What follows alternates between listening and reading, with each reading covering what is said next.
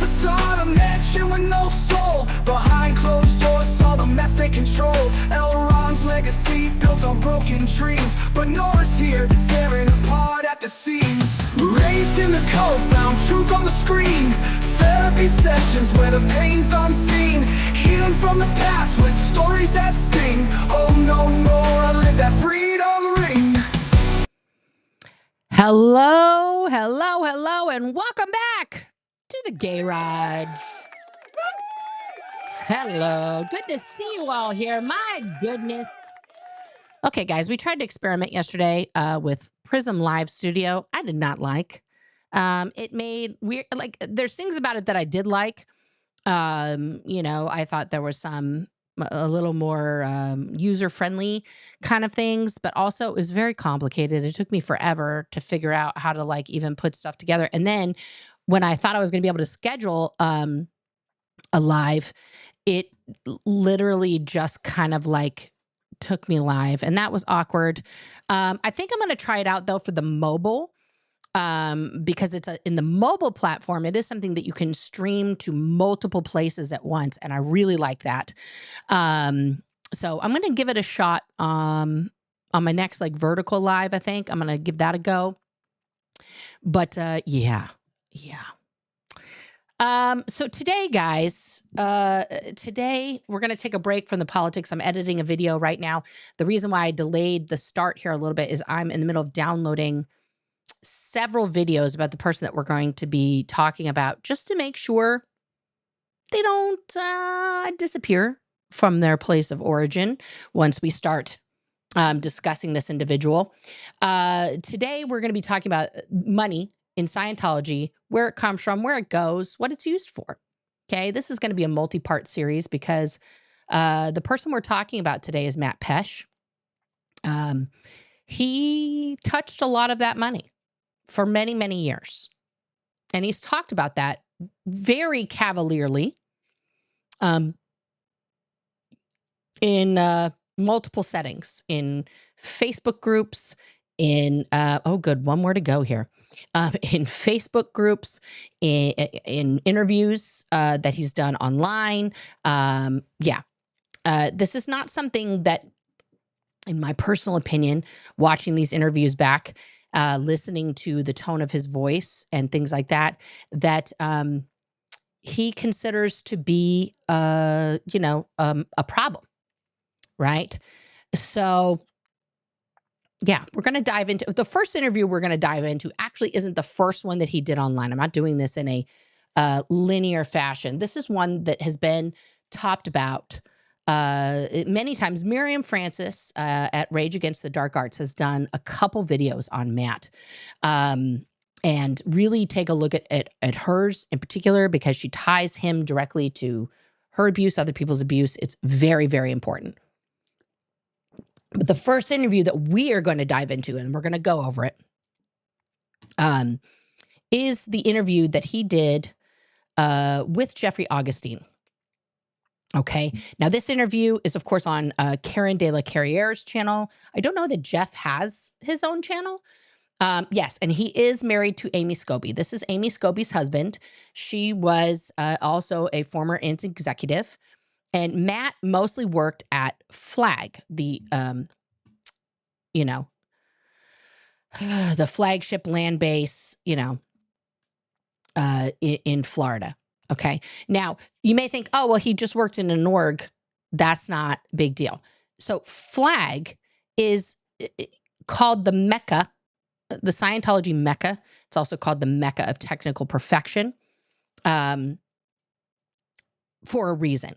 Number one, they have the largest number of Sea Org members in one single place on the planet, most of whom are not American citizens.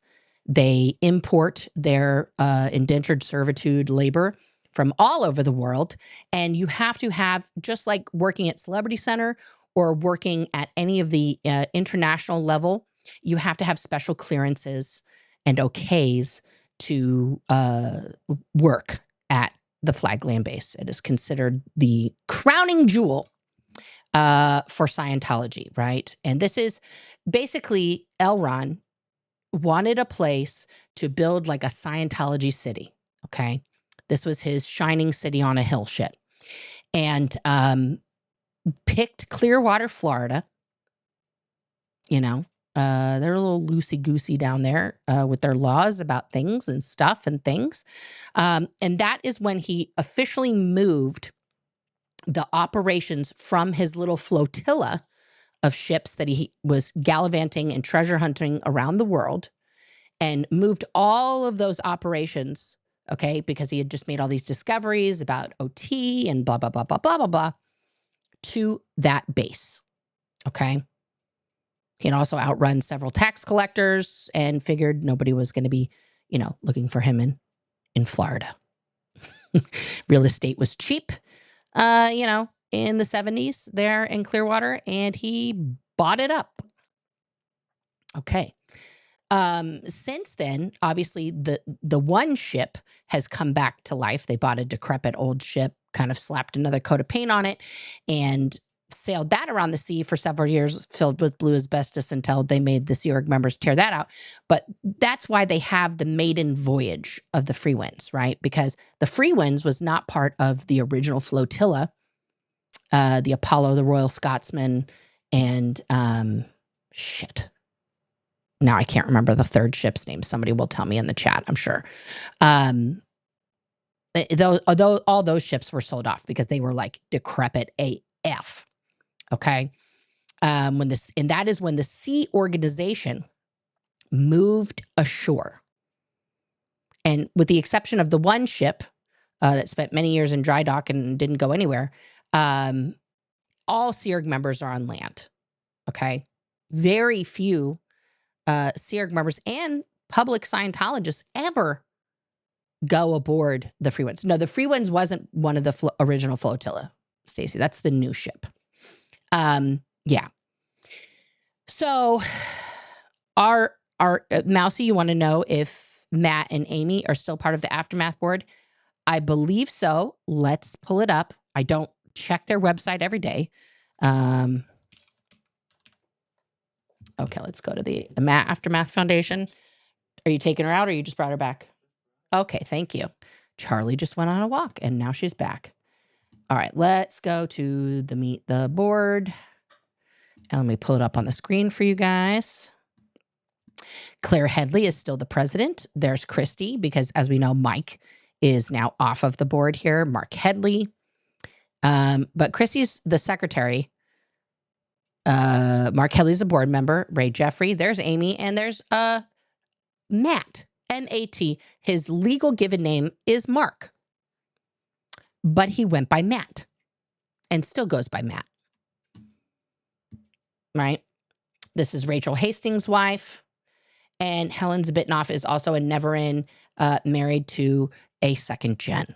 So this is a never-in here. Michelle Adair, thank you for your service. She's badass, decorated naval, awesome sauce. Nothing negative to say about her. That's Rachel Hastings' wife. Rachel makes films. She's awesome also. And then we have Amy and Matt. Ray is just a dude. He's a never-in. And then we have Mark, Christy, and Claire. Yeah, if you guys didn't know, if this is breaking news to you, Mike Rinder is off of the Aftermath board. And this is the official announcement.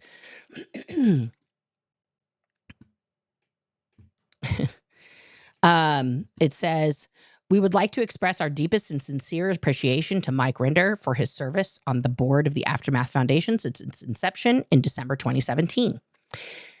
In July of 2024, Mike took a medical leave from the board to put some much needed focus on his health. At this time, Mike has made the difficult decision to step down from the board altogether since he needs to continue to focus on his health and his family. We remain grateful for the many years Mike has dedicated to publicly exposing Scientology abuses, advocating for its many victims, and even more so, for his extensive work behind the scenes. Please keep Mike and his family in your thoughts and prayers. Mike, you are a true inspiration and one of the best examples of steadfast persistence in your commitment to staying the course. The world's perception of Scientology has dramatically changed in the last decade, in no small part thanks to your tireless work. Thank you so much for all you have done to contribute to the mission of the Aftermath Foundation. We wish you good health and happiness. Kind regards, Claire. That's a lot. I'm not here to unpack this statement today. The fact that Mike is taking time off to deal with his cancer, that's great. Yeah, John Atack left. They didn't do an announcement about that. John Atack left the board. Yeah.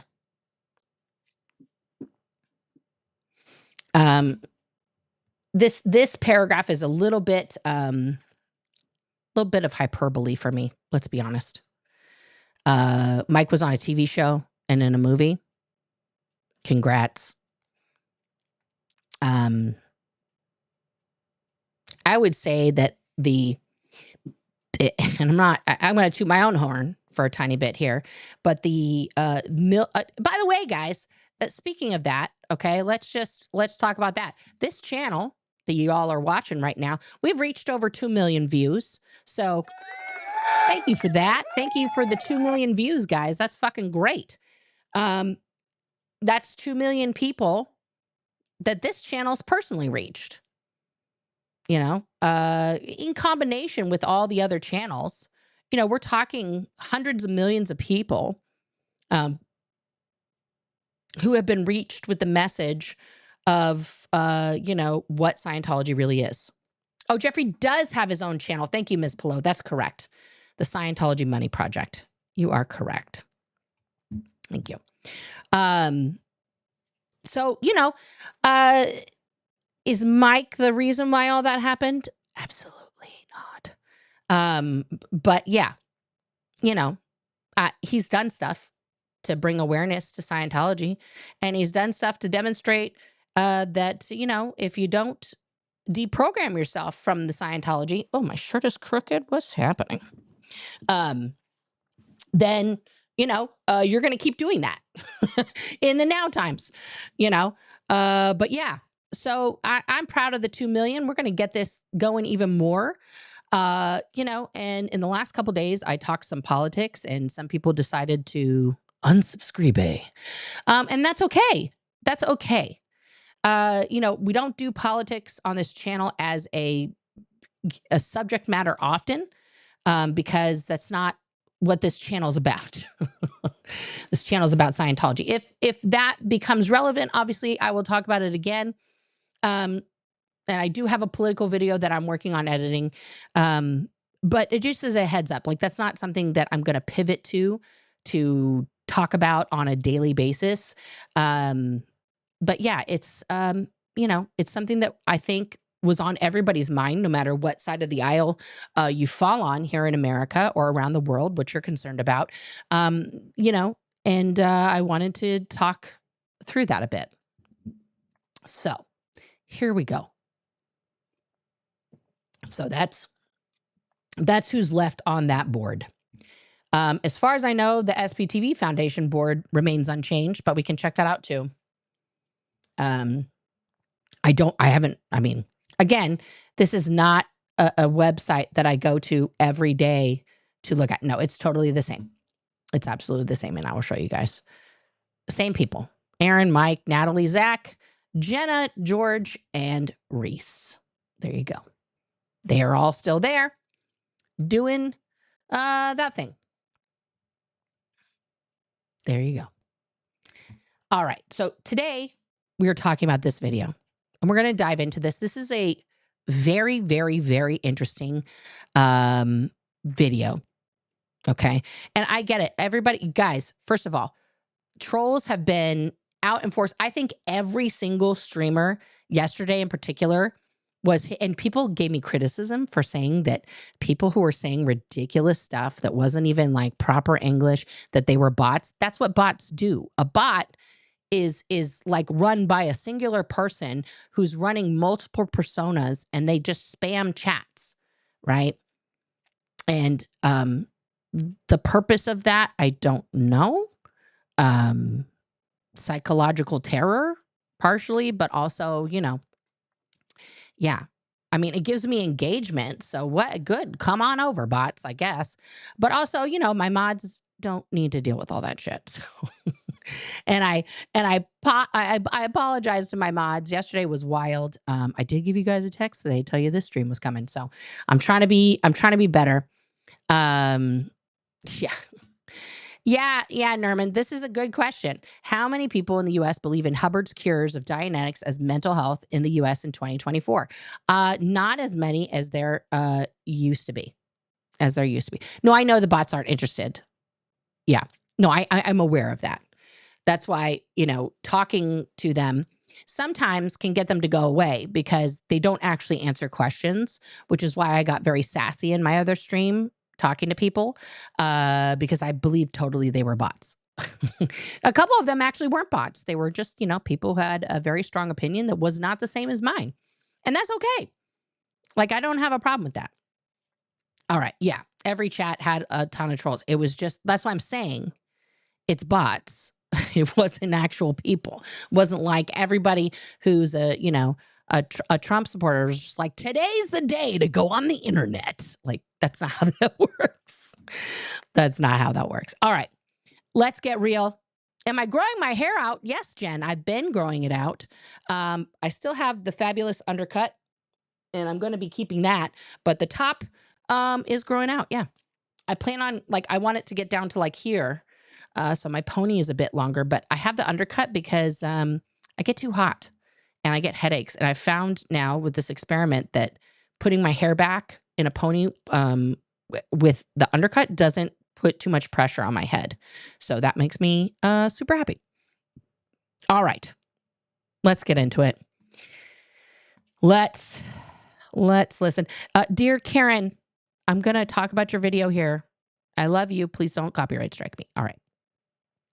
So we're going to put it in full screen mode here. I'm going to turn on the subtitles so you guys can follow along if you can't. All right, here we go. And today we have back in the studio Matt Pesh. Matt, welcome to the show. Thank you very much.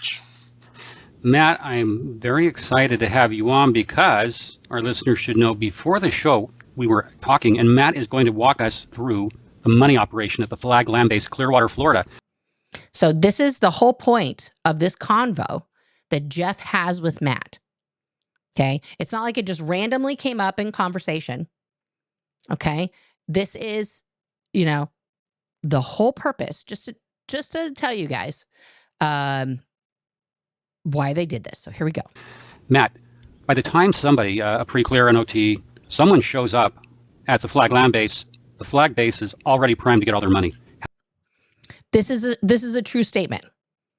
So before you even set foot for the first time in Clearwater, inside the Fort Harrison to check in for services, watch the operation go down here. How does that work? Okay, let me give you a whole overview of this. First of all, you got to realize that there are multiple registration or sales units in Clearwater, Florida. Okay, so the registration, is the sales department. They're called registrars because they're going to register you for your services in Scientology. Okay. They're going to sign you up for all the things. They're going to work a deal. They're going to talk to their supervisor. They're going to get all the things flowing. Okay. And here we go. At the flag base. And each of these are run separately, and they each have pressure to get money from the public. Okay. So not only is in a normal organization, like at Celebrity Center, there was one department where we had at the peak, I think 4 registrars, 4 people whose sole job was to talk to parishioners every day and get more money from them, or get that parishioner to bring people in so that they could get money from that person. Okay. Now at Flag, they have separate registration divisions. Okay. We're talking hundreds of people for each type of service. Okay. And I'll run through. Go ahead. These are all different sales departments, if you will. Yeah. They're not even underneath the same small church or underneath the same captain. Okay, this is very, very important to understand because everybody's like, well, Debbie Cook, yes, she ran the Flag Service Organization. There are many different organizations under the flag banner. They're individual, separate entities. Okay, and just for our listeners, for simplicity, we're going to call Flagland-based Flag. Okay. And for people not familiar with Scientology, salespeople within the Church of Scientology are called Reges. That's short for registrars. Thank you, Jeff, for doing what I just did. Okay. But just so our listeners know, Flag is the Flagland base, and Reges are salespeople. And Matt, it's correct to say that they've been trained in high-pressure sales. Oh, yeah. And the salesperson is called Les Dane, D-A-N-E. Yes, we are all, even recruiters, most Sea Org members, okay? Most Sea Org members, and let me pull this book up here, okay, just so y'all can see.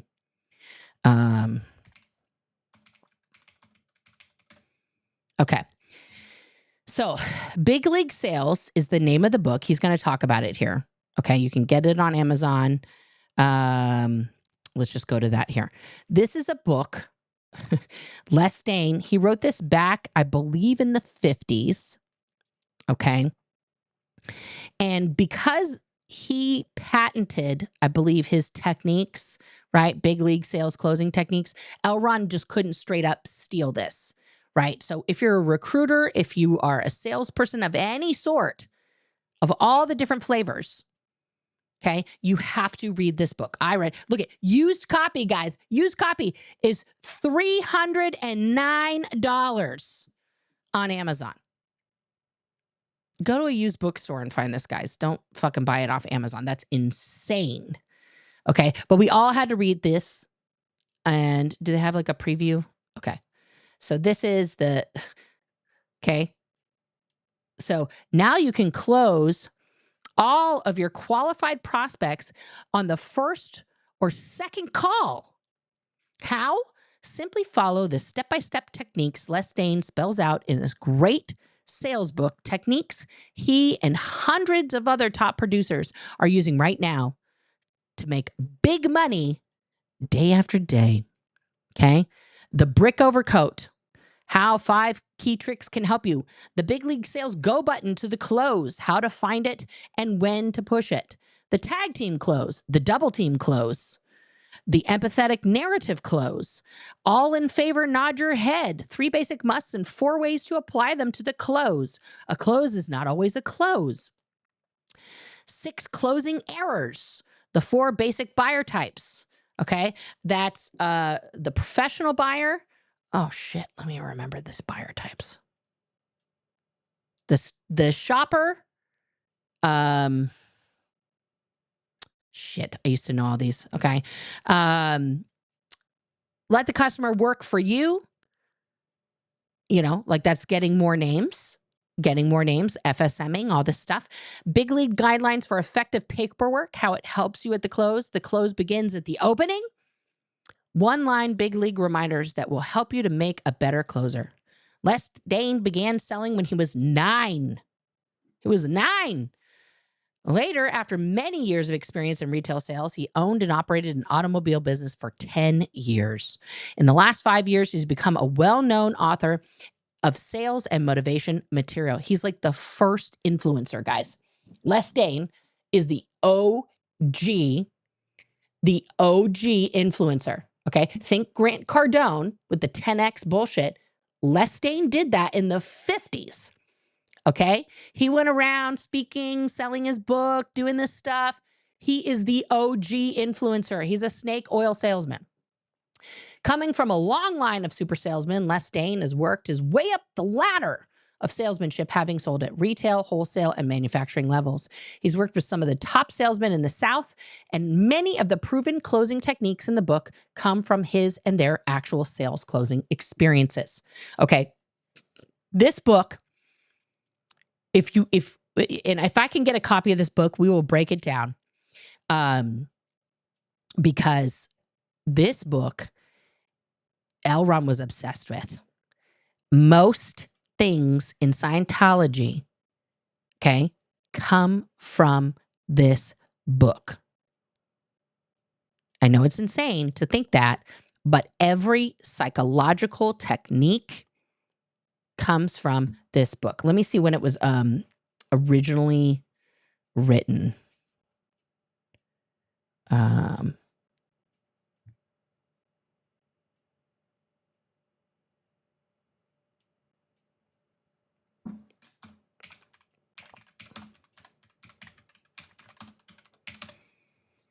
Okay, 1971, right? Which makes sense because in the 70s, what did Elron do?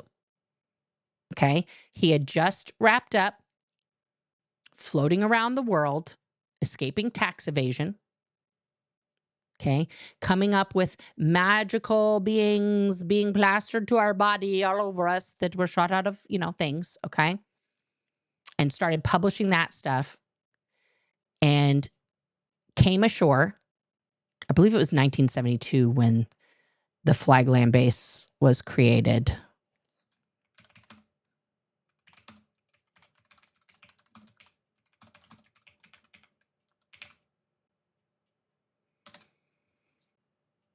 Okay, 1975.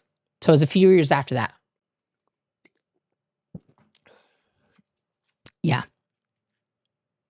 The church moved in under an alias. Did you guys know that? Yeah. That's covered on Leah's show.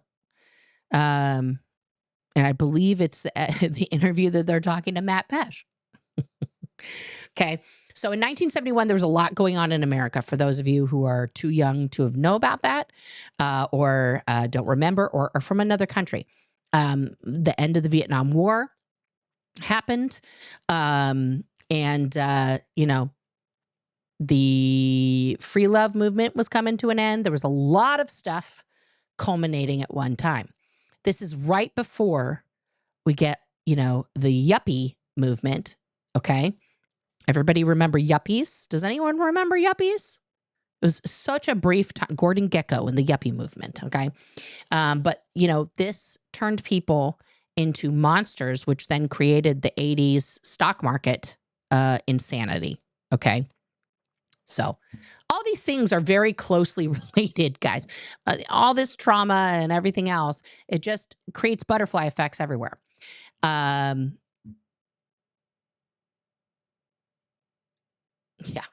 Yeah. All right. So let's keep going here. Oh, let me put it back up for you guys. How about if I do that?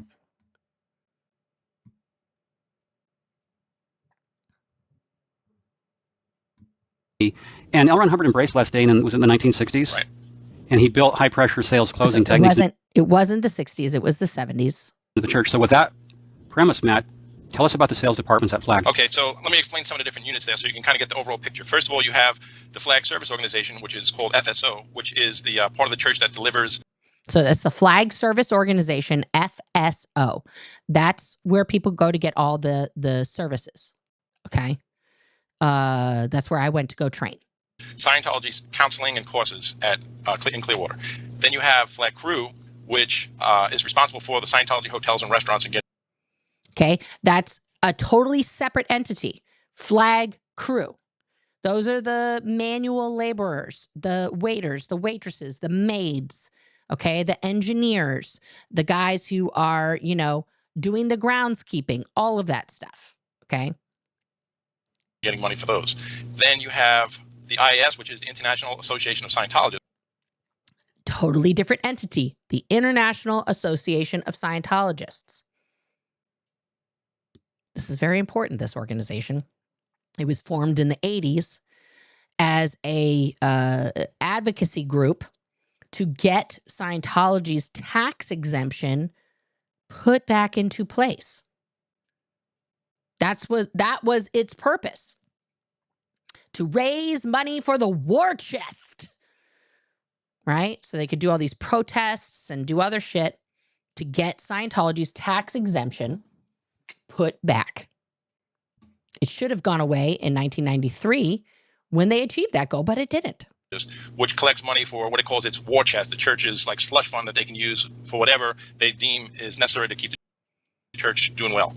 Okay, so that's very important because the IAS, and we're going to do a dive into the IAS makes all kinds of claims to its parishioners to Scientological parishioners saying, we need money for X, Y, and Z. Very specific things usually. We're renovating an org. We're doing these other things. Move up to your next status. They created these statuses that didn't exist in the late 90s. Total ridiculous. That's why they have all these trophies and bullshit now. They never had that. The IAS was one of two things. You could buy a 1-year membership or a lifetime membership. Those were the two options that you had, okay, for the IAS back in the day. And then in the late 90s, somebody was like, we need to get more money. So we need to give people an incentive to give us more money. And that's when they started with these weird statuses. Patron meritorious, patron with honors. Sponsor was the first one. If you donate 10 grand, you're a sponsor. Okay. So yeah. Then you have stuff like the superpower billing. Now that they've completed that billing, they're collecting money for some kind of new event hall that's going to be built in Clearwater. Yeah, and that would be the LRH Auditorium. That's right. Okay, so what's the next one? Okay, next one would. Yeah, that's a whole other thing. This Fakakta Auditorium they built so they didn't have to keep going to the Ruth Eckert Hall. I'm like Ethkert. I don't know. The Scientology Missions International, they call it, for short, it's. Okay, Scientology Missions International, SMI, SMI. Okay, these are people who get rich Scientologists to license themselves and open up a brick and mortar location that can only sell certain types of services to the people around them, but it's like little tiny bits of Scientology. Okay. SMI. It's its own little beautiful scam, which I won't cover in detail right now. We can do it at a different time. Next, you have we'll gloss over that scam. Translation of the tech, preservation of the tech. You have right. There's a whole division that just works on translating L. Ron's ridiculous words into every language on the planet. Okay, that's where a lot of the foreign people come from. Narcanon and Criminon. Right, Narcanon and Criminon are there too. The whole rainbow is represented at Flag. You have the Way to Happiness campaign. Way to Happiness, that's another entity. You have Books to Libraries. Books to Libraries, another entity. These are just a few of them. They all have their own offices. And the public, when they arrive, they have a routing form that takes them through each one of these different registration units. Okay, so a routing form.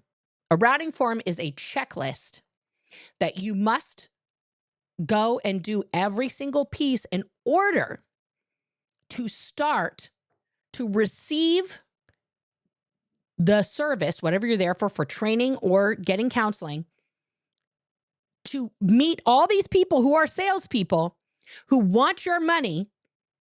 You have to walk this gauntlet of hardcore, like very vicious sales, okay, before you can even start the thing that you already paid for. Believe it or not, they have to go through each one and have every one of these units sign them off as the public got briefed, and the registrars had basically a chance to introduce themselves and to go in for money at some point while the person is going to be staying at Flag. So Matt, you have given me 9 sales departments: Flag Service Organization, Flag Crew, IES, the Superpower Building, which is now the LRH Auditorium, SMI, which is Missions International. Right. Then we have CST, which does translations, archival, right. Narcanon, the Way to Happiness, and Books for Libraries. Right. 9. Just there. Now, this is amazing. And by the routing form, when a person arrives at Flag, they've got to see 9 different regs for money. Yep, and they have to see those same people on the departure routing form. Okay, and then when you're done with whatever you came there to do, you got to run that gauntlet again. You can't just leave. There's no like, hey, I made it. Yes. All right, guys. See you. Bye. No. No. Really, on the way out? Yep, on the way out again. Talk about gutting and stripping. This is mind-bending. Okay, so you go to Flag to get, say, your L's or an OT level or something. Okay, the L's are the L rundowns, the 3 very special rundowns. And for some reason, it's L10, L11, and L12. There's no 1, 2, 3 through 10. It's just 11, 10, 11, and 12. Okay, yeah.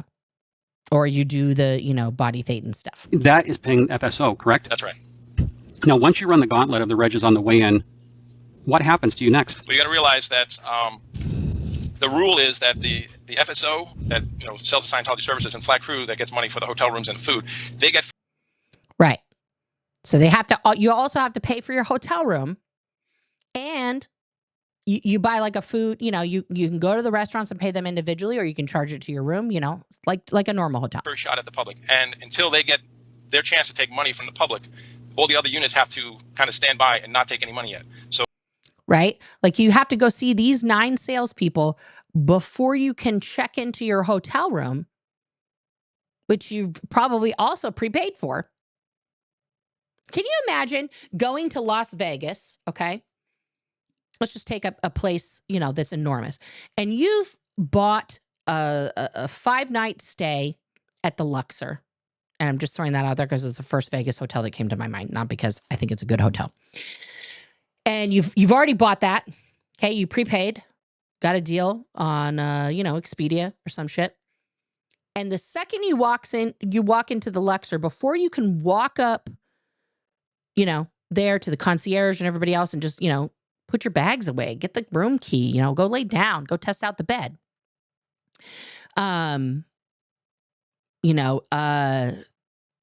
You have to talk to 9 different people who want you to make purchases to support the Luxor Hotel and its various offshoots. I would just be like, I just want all my money back. Like, I can't. This is ridiculous. But Scientologists are trained because of the routing forms that they do for everything, that this is normal and acceptable, that it is correct. You can't balk about it. You can't yell about it. You're going to go straight to ethics, and then you're not going to get to do the service you paid for. Okay? So the sharks are kind of lined up, and FSO and Flat Crew get first bite. Yeah. All right? And then before that public arrives, there's a unit called a call-in unit in the FSO, and they schedule public to arrive weeks or months ahead of time. Don't forget about the call-in guys. They're just on the phone all day calling Scientologists, being like, hey, don't you want to come to Flag? Don't you want to come to Clearwater? It's pretty. We have rooms. That's all written down. It's all logged, and the registrars get to see who's going to be arriving. And these sheets are printed out. They're called the arrival sheets. And that sheet will be taken. They'll have a little meeting. Like the registrars will sit there. They'll initial which of the public are their public. If they've dealt with the public before, that's arrived before, that public is theirs forever, like no other reg in the FSO. Correct. Not only do you get married to another Scientologist, but you are that reg's property forever. Forever. Okay, it is vicious. Okay, true story time, real quick, because this video is long and we're only 6 minutes into it. True story time. So, my mom had worked in the Guardian's office. She had also did services at the San Francisco org.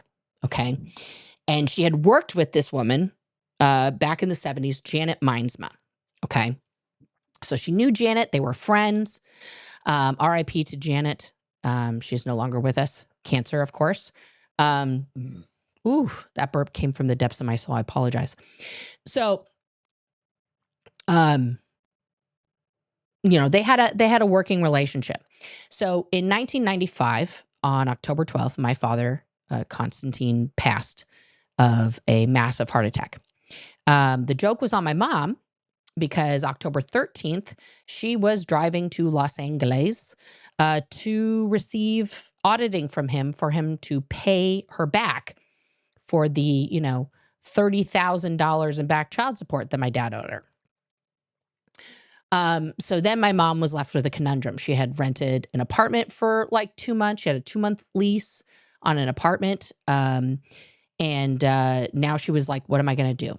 So my CO, the commanding officer, Dave Pettit, found out that my mom was, of course, lost to the universe here and wasn't going to get this auditing. So he was like, you need to get her to purchase this training package, and then she can co-audit. Like if that's what she really wants to do, you need to get her to purchase this. We had like a sale going on, right? And this would have put her on full-time training at my org at Celebrity Center for a couple years, to be honest. And at the same time, I'm getting told to do this. My mom's literally across the street from CC. She is getting pulled into registrar's offices at ASHO, at the American St. Hill Organization, and being told, oh, you don't want to do class 5. Ugh. You want to be a Duke of the Auditor Elite. Just do the briefing course. We have it right here. We also have a special. So my mom ended up buying the briefing course there. Well, Janet Mindsma found out that she had bought the briefing course from Ruthie at ASHO through a fit. And she said, well, you've already gone and done it, but you must buy the books from me.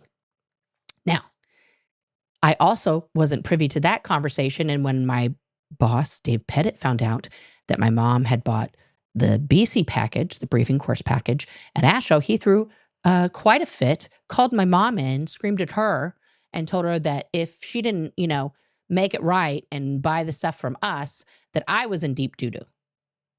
And he'd already told me I was basically going to go to the decks and all this other stuff if I didn't handle it. And my mom told him to go fuck himself. So then Dave Pettit was like, well, you got to get her to buy the books from us at least then. She's got to make up the damage. She's in liability to you. So I went across the street, talked to my mom. Hey, mom, and she was like pissed still about this conversation she had with Dave Pettit. And I was like, hey, listen, it would be really great if you could buy the book package from me. It's really not about the commission for me because I would get a commission on that. But it's really like, I don't want to go to the RPF. And she was like, I already bought them from Janet. Right. And then he wants to know who this woman is. So he calls Janet Mindsma in San Francisco to bitch her out. How dare you cross promote here in Los Angeles? Oh God, this is how vicious it is, guys. It is not like, anything that you could even imagine. When he says that is your reg for life, that's your reg for life. Okay. And even if you're not doing services at their org, they expect you to talk to them to purchase the services for another organization via them.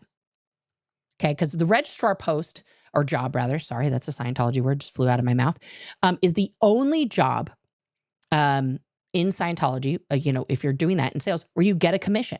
Now, there's been times where the commission was there, the commission wasn't there, it was 5%, it was 10%, that they've changed that a lot of times. But that's why registrars often would have way more money than anybody else.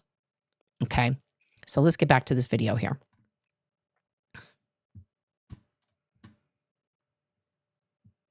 So we'll have that public. It's already owned by the registrar that was originally assigned that public, right? So then on that list, you're going to have people who have never been to flag before. They're first-time arrivals, okay? And these people, it was known when I worked there that each of those people, on an average, will pay $50,000 before they leave. $50,000 before they leave the premises. That's the average. There's people who pay more and some who pay a little bit less. That's the average.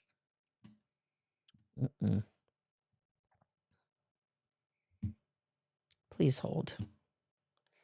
Listen, I got rid of you earlier. I don't want you.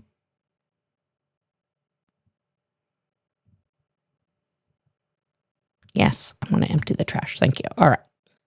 Let's carry on. That's 50,000 is an average? Yep, an average. Wow. So the registrar, they want that person assigned to them in a big way, obviously. No kidding. And a lot of how that's divided out, who gets who, is based on which registrar per Les Dane's Big League Sales Book, which one would be best to get the most money from that public who's going to be around. Okay.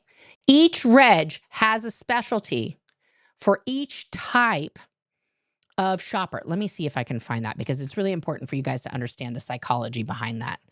Les Dane types of buyers.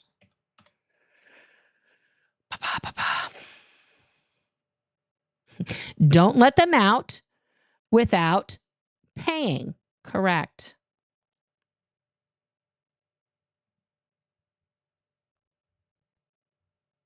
Oh, this lady is just doing her own thing here.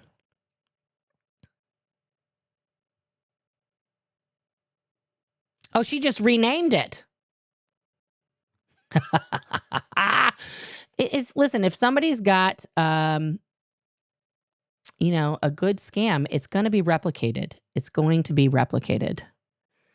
Let's see here. Who wrote this?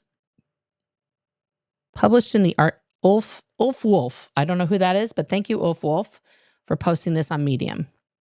Oh, for crying in a bucket. Yes, continue as me. No, I don't want to. Can I just read the whole thing?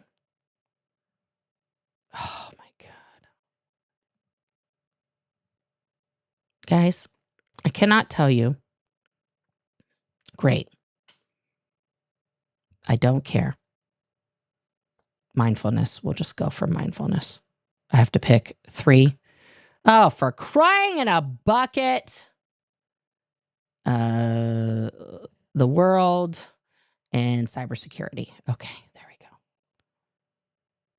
No, I don't want to pay for. Why do I have to pay for Medium now? This is really frustrating. No. I really wish there was just a guide to the 4 types of buyers. Anyway.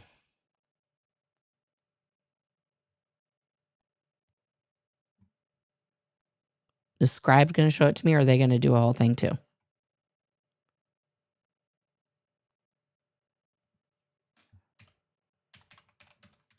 There's 4 types of buyers. No, I hate Scribed also. Anyway, I don't remember. There's the professional buyer, the shopper, and if anybody else out there read Big League Sales and can tell me, let me put that down here. Maybe that'll work better.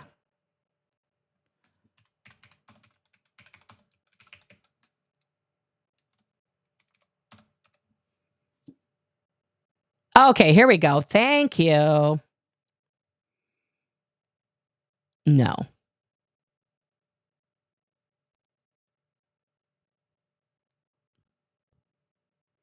Wow, they've really changed it now.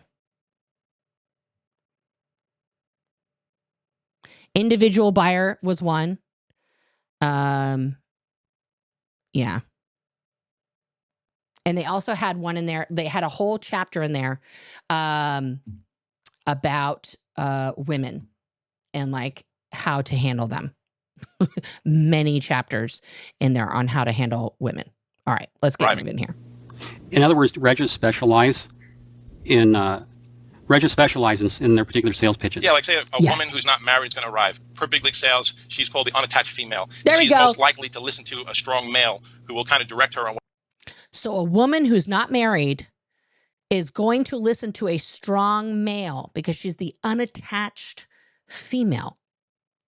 What she should do. So a strong male type figure will be assigned to her as her reg. That is amazing.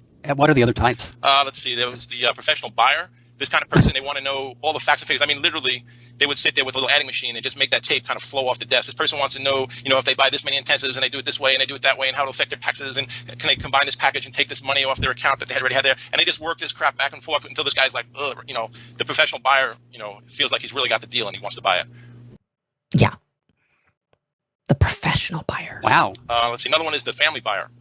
And this is the person who is most concerned about his family, his kids, this kind of thing. So you got to sell him in a way that it makes him see that.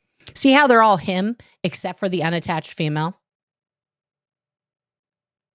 A woman could be a family buyer, but not according to Les Dane or Elron. By paying his money out, he's going to actually improve his family and his relationships within his family. So these are really just closing techniques. Right, exactly. Each of the sales rooms have a listening system. And in the room off to the side. Did you guys hear that? Each of the sales rooms have a listening system. You are being recorded while someone is trying to pitch you on whatever BS they want to sell you. Side where the public can't see, there is the director of registration, and he's the overall salesperson. He's listening in on all these sales conversations.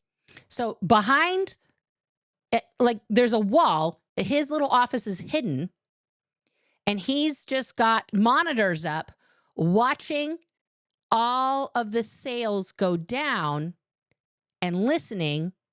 And what's he going to do? And if that registrar isn't doing a good job or whatever, and it looks like he's not going to get the close, there'll be somebody else that'll be sent into that room to tag on that. Okay. If one reg isn't closing the deal, okay. Remember, boiler room, always be closing. Then they send in the cavalry to go tag team with him. Because they don't want this guy to leave without paying the maximum amount they can get out of him. Matt, this is crazy. This is like used car sales, or, automotive dealerships where you got the sales manager listening into the little rooms you go into. Yep. And I don't know if it's legal anymore in California, but it used to be that they would put, mom and dad going to buy the car, right? And the salesman would go, please wait in the room. I'm going to get the boss. Now, the boss would be listening into mom and dad talking. Exactly. Oh, honey, can we afford this? And then we get all the objections. Right. Does that go on at Flag? Completely. And intelligence gathering on these people before they arrive on what their problems are in life, what their financial information. See, now this is the difference between an automobile sales environment where they are like, they're just making you sweat for like 20, 30 minutes, just wanting to hear your bullshit, right? To figure out how they're going to, fix it for you. Okay. Come up with a strategery in the back room. And Scientology, they already know everything about you. They know your social. They know your mother's maiden name. They know your address, where you grew up, your first pet. They know all of your deepest, darkest thoughts, imaginary or real, because it's all recorded and written down. Okay? They already have all of that ready to go. Is where they have money invested, if they have a big boat. They know everything. There's no hiding money from Scientology. Whatever, what their business is worth, maximum financial information, maximum personal information is gathered on these people. A lot of this stuff is fed in by what's called a flag, the FSM field. Okay. So the people who are field staff members to bring people to Flag, okay, or if an organization is like, hey, we want you to go to Flag to do this service, your reg at whatever org you're at, Poughkeepsie org, is going to contact the registrars at Flag to give them the 411 on you. Staff member is what it is, FSM. And it rounds up Scientologists and makes friends with them and says, I'm going to help get you through your services faster. And, so I'm going to be your FSM. And he puts in a sales slip to Flag saying that he gets a commission for everything this person pays when he comes to Flag. Meanwhile, he's feeding over as much information as he can to the registrars so that they can get more money out of this person so he gets a bigger commission. In other words, it's all one big daisy chain circle jerk of trying to get money out of a stone. let's just say we're both Scientologists, right? And I'm Jeff. I'm your friend, Matt. Right. But I'm also a field staff member, so I'm going to secretly gather intelligence on how much money you have, property you own, your business, your net worth, what your buttons are. Right, exactly. In order to optimize my commission from Flag Land Base, I'll spy on you. Exactly. Yes. So that when you arrive at Flag, they know exactly what kind of people to put in play. You got it. And these top FSMs, the ones that do it full time, the big time guys, they'll make $500 to $1 million a year commissions. 500 to $1 million a year in commissions just because they selected. That's what it calls when you move somebody throughout the bridge. They're your selectee. And if I, sent Joe to Flag and he purchased everything, I get a commission on that. If that guy drops, $100,000, I get 10% of that. Just for sending him there. And for him writing that check. Are you $500,000 to $1 million a year? Yep. I had no idea. Oh, yeah. Matt, I'm glad you said that because this goes exactly to the heart of the matter. There are vested interests inside the Church of Scientology. There are people who have ulterior motives and they don't want the system to change. That's for sure. No, because then they would literally lose their income. And these field staff members who are knocking down the big money, they don't want it to change. Right. If they can make even more money, they'll do it. But what does that say about the type of person who's a field staff member who will collect intelligence on their own friends and associates? The sharks. No kidding. They're complete sharks. Okay, so now once the information is fed up lines and you get to flag and you run the gauntlet of regs, I mean, that's got to really be discouraging when you go to flag for spiritual advancement and then going through 9 regs or more who know exactly what to look for. Well, here's the next thing that the person runs into that arrives. He thinks he's going to, flag is supposed to be the best technically, and they're going to Yes, it's the mecca of technical profession. Study their folders and help, give them the best counseling possible that's really directed to what they need and blah, blah, blah, right? Correct. But what happens very often is what they're told they need technically is dictated, if not entirely typed out, written by the registrar based on what money that person can potentially pay. So the services are geared to get the maximum money out of that person. It has nothing to do with what they need technically. Let's not get that twisted. So people think that they're going to go there to improve themselves, okay, to get better spiritually, to become more able to do all this stuff. It has nothing to do with what's actually going to make the person better, supposedly, allegedly. It has to do with what amount of money that person in that registrar desk can get out of that human being. And that's what gives them what's called the TE, the technical estimate. Their little program of things they're going to pay for and do. So the so-called tech estimate is really driven by the regs. Completely. And if somebody outside the reg area, a technical person or somebody else steps in the way or crosses the line or does something to ruin that money cycle, they will be stomped on. I mean, the registrar is the king. They're the lions of the den, So that's true at every org. I cannot tell you the amount of people that were sold, counseling packages who were supposed to be my student, right? They were in the middle of the training package that they had bought. They were on level 2 auditor. And all of a sudden, now they're full-time getting counseling down the hallway in a whole other place, and they have no time to do course now. Right? Because they're getting auditing and they just paid for that, and that's more important now. Because none of this means anything, guys. None of it does anything except for generate money. If they can squeeze more money out of you for a potential service besides the one that they already squeezed the money out of you for, you're going to go off and do that thing, even if it's not in the right order. Case supervisor, if he or she says, well, their tech estimate's $50,000, but the person has $100,000 available, right, then the reg will make sure that the tech estimate's $100,000. Exactly. That's very cynical, and something that's important for people to know is, and this is a data point when you do data collection analysis, I'm here looking at eBay, and the books written by Les Dane, they begin at $175 and go down. These and this is an interview, guys, from a few years back, and you can see that now it is more expensive to buy those Les Dane books. Titles, sales closing techniques, surefire sales closing techniques, strike-it-rich sales prospecting. These books are still very much in demand by people who use hard sell. And so make no mistake about it, this is a hustle, a con, a way to close people. And if the tech estimate is really driven by how much money a person has, that's such bad faith. But it goes on all the time. Yep. Nothing in Scientology is not bad faith. There's not one thing that happens in Scientology that isn't a fucking find the lady, 3-card Monty on the street. It's all the same. What are some of the other tricks, all right, techniques? Check this out. There's a book, a log book in the registration office, and it's called the GI or Gross Income Logbook. When a registrar gets a person to confirm or pay a certain amount of money that week, he goes right from talking to the public. As soon as the public leaves, they'll walk into the director of registration's office, who's been listening in all the time, and write into the logbook the person's name and how much they either paid or have promised to pay that week. Okay, that book is very important because that's the one that determines whether or not you eat rice and beans for the next week. Because there's so much competition between reg units on the property, if there's somebody who's paying a lot of money, many times they'll put a false name in there and then put the amount of money because they don't want to put the person's real name, because when the registrars go to lunch or they go to sleep at night, these other reg units will try to sneak in sometimes to get a hold of that book to see which public have a lot of money. They're trying to snipe each other for money. Like it's never ending, guys.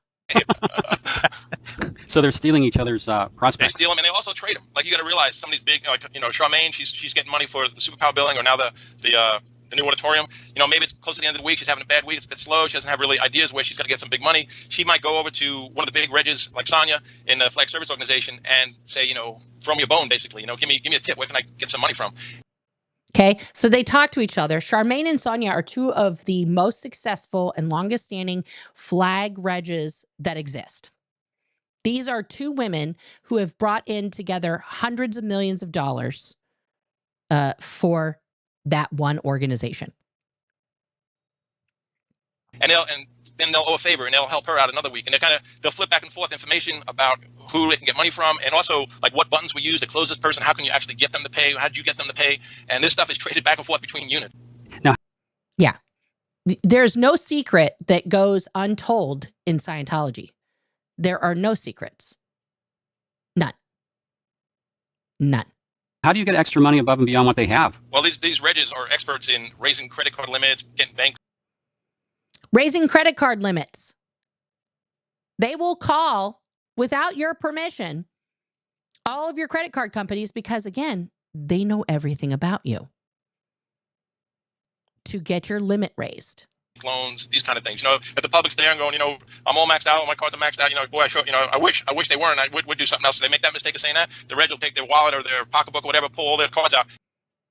Will physically take their wallet.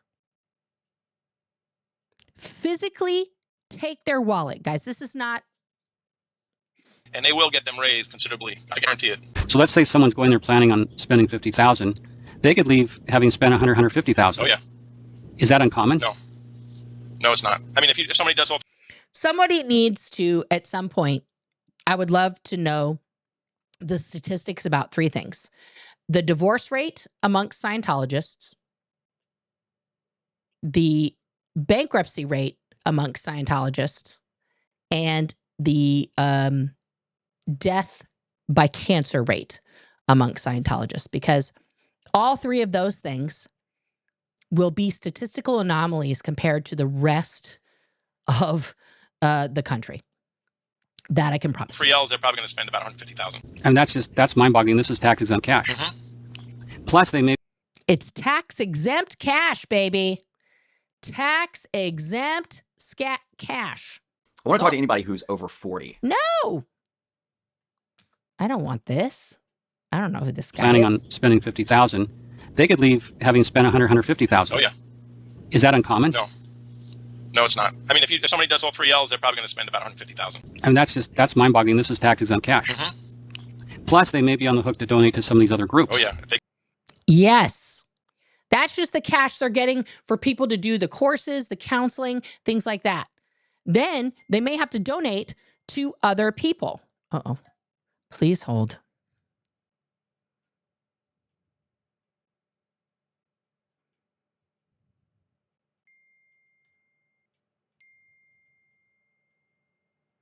Oh, for crying in a bucket.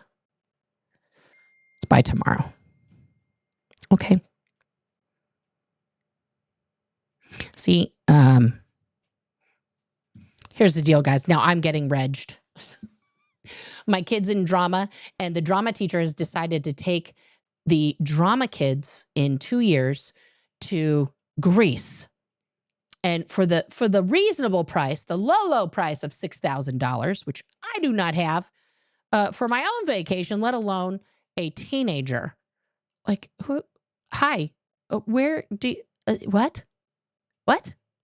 Anyway.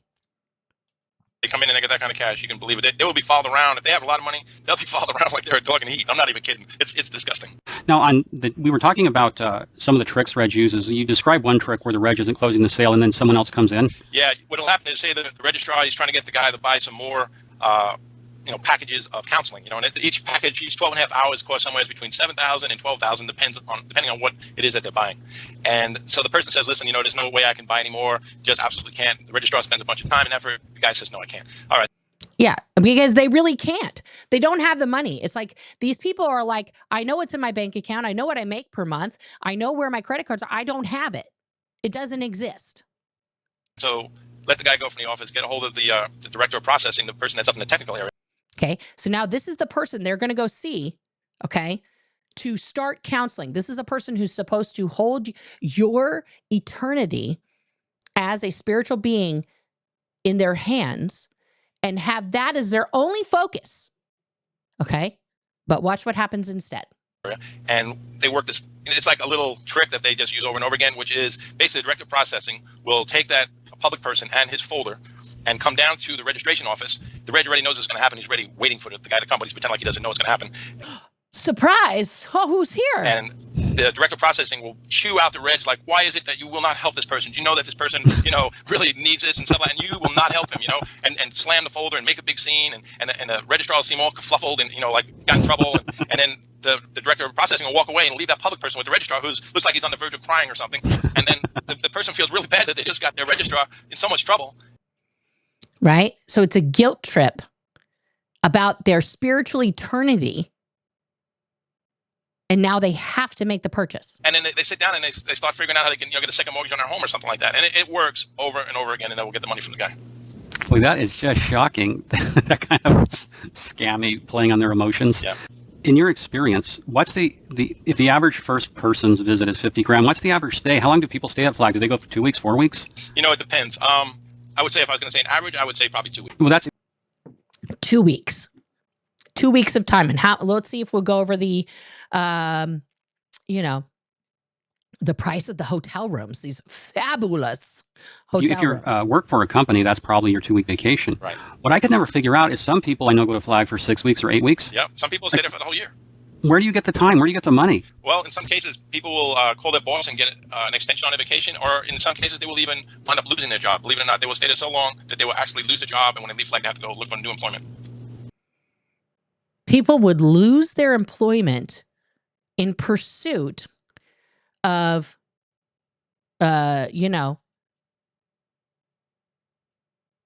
spiritual freedom, paying hundreds of thousands of dollars. How much money does my kid need? $6,000. No, well, what do you do at Flag when you're not in session? Is there like a social scene, or what goes on there? There used to be a social scene. Like in the 70s, 80s, and you could go to the area around the pools or outside where the people would wait to get the next section. There might be 100, 150 people.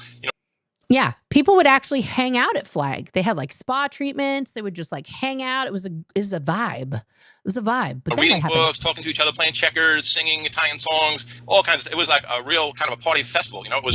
Yeah, in the 70s, it was awesome. It was a real happening scene. By the time I would say by 1990. Oh, 1990, weird. That's when Miscavige had fully revamped Flag into the largest money-making scam on planet Earth. You would be lucky, I'm not even kidding, to see 3 people sitting in the waiting area.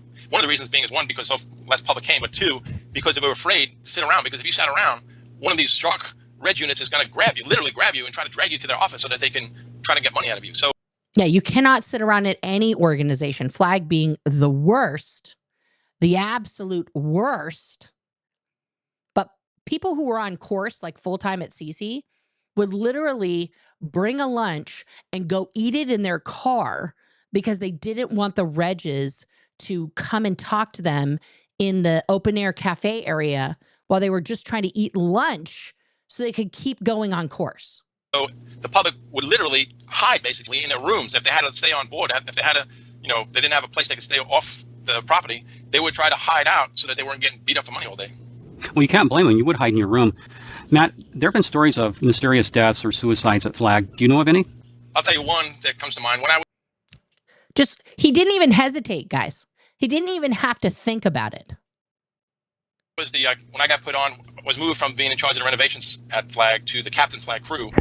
Okay, so he's now the main guy running the maids, the restaurants, the groundskeepers, the engineers, all of that for the every single building that they own. Those multiple buildings across Clearwater, he's in charge of maintaining and running them. Which is over the hotels and restaurants.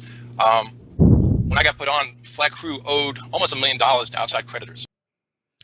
Somehow, this organization that's running restaurants and everything else owed over $1 million to outside creditors. That's like food suppliers. That's everything. Dry cleaners, all that shit. And they were Wow. very, very, very bad financial straits. And the engineers, for instance, these guys, there was only 2 of them at the time. Two engineers to make sure all of the heating, ventilation, and air conditioning, HVAC, was operational for every single physical structure that Flag had. That's like, I don't know, 50 buildings. And they could get almost no money through to fix any kind of equipment, you know. They couldn't, when you need to fix something, okay, let's say my light broke right here and I need a new light bulb. I have to petition, essentially, it's called a CSW, completed staff work. I have to petition the whole chain of command to give me the $30 for a new ring light. And if we don't make enough money that week because the little booklet doesn't have enough, then I don't get that $30. But in this case, we're talking about heating, ventilation, air conditioning, okay, and plumbing, and yeah, all that stuff that cannot get fixed because, they won't, give them the money. So the buildings were getting very run down. Stuff like that. So they had a really, really poor scene as far as the engineering area went, like most of their organization. And they had gotten a new guy in that was an older gentleman, and he was like retired, and his family wasn't Scientology or anything like that. He just found out about Scientology, decided to join the Sea Org, and he became... He wasn't even really a Scientologist, guys. He just found out about it. This guy. An engineer. And he was working over in the engine room at the sandcastle, and the engineers had warned him about the fact that there was so much exhaust in that room that... Okay, so he's working at a very specific room in the sandcastle. Okay, this engineer. It could literally kill you. And the guy literally died from the fumes in there. So he's working in an unsafe environment with no OSHA protections, okay, because they're too cheap to fix the shit that's actually running the buildings.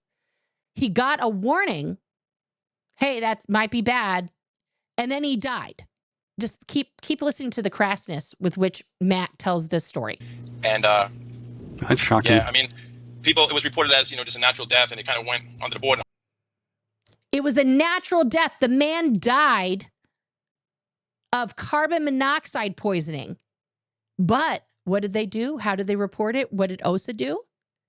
They removed the guy from the scene. They probably put him in his berthing. And then just, oh no, he passed away in his sleep. So sad. So sad. And all anybody ever knew that he really died because he was found in the engine room where he had died from carbon monoxide poisoning.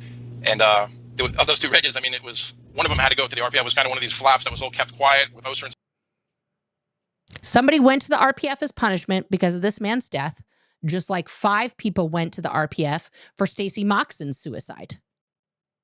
Okay. And Oser, because he's from the East Coast, Oser. and stuff, but it was like somebody's responsible, somebody's head's got to roll. So I met with the 2 engineers in my office and was like, okay, which one, who wants to go? It was really pretty straight up. Somebody has to go to the RPF. Which one of you is going to the RPF? Which one of you guys want to go? And Red, one of the engineers, he said he wanted to go because he had never had a chance to learn how to audit or get auditing, and he sort of said, This guy wanted to go to the RPF because as a full-time billion-year contracted Sea Organization member, he had never done anything on the bridge. So he thought, I'll take a vacation and go to the RPF so I could get some auditing. How disgusting and sad is that? as a way he could do that, and he went and did the RPF. But yeah, that was a death that nobody knew about. That's just so strange that the only way a Sea Org member can learn how to audit is to go to the RPF. Mm-hmm. It's really ass backwards from the way they represent the Sea Org. Right. They tell you when you join the Sea Org that you're going to become OT. Every Sea Org member is guaranteed, OT8. You're supposed to become, in your little passport, you get a little passport that's like a Sea Org passport. It says in the beginning, you're supposed to become a black belt in karate. You're supposed to become a Class 8 auditor, and you're supposed to be OT8 as a Sea Org member. They expect every Sea Org member to do that. They don't provide you with the means or the time or encouragement to do those things, but they expect all three of those things to come about for every Sea Org member. That you could go up your bridge. We were talking on a previous show about Lisa McPherson. I wanted to go back for that for a minute. Okay.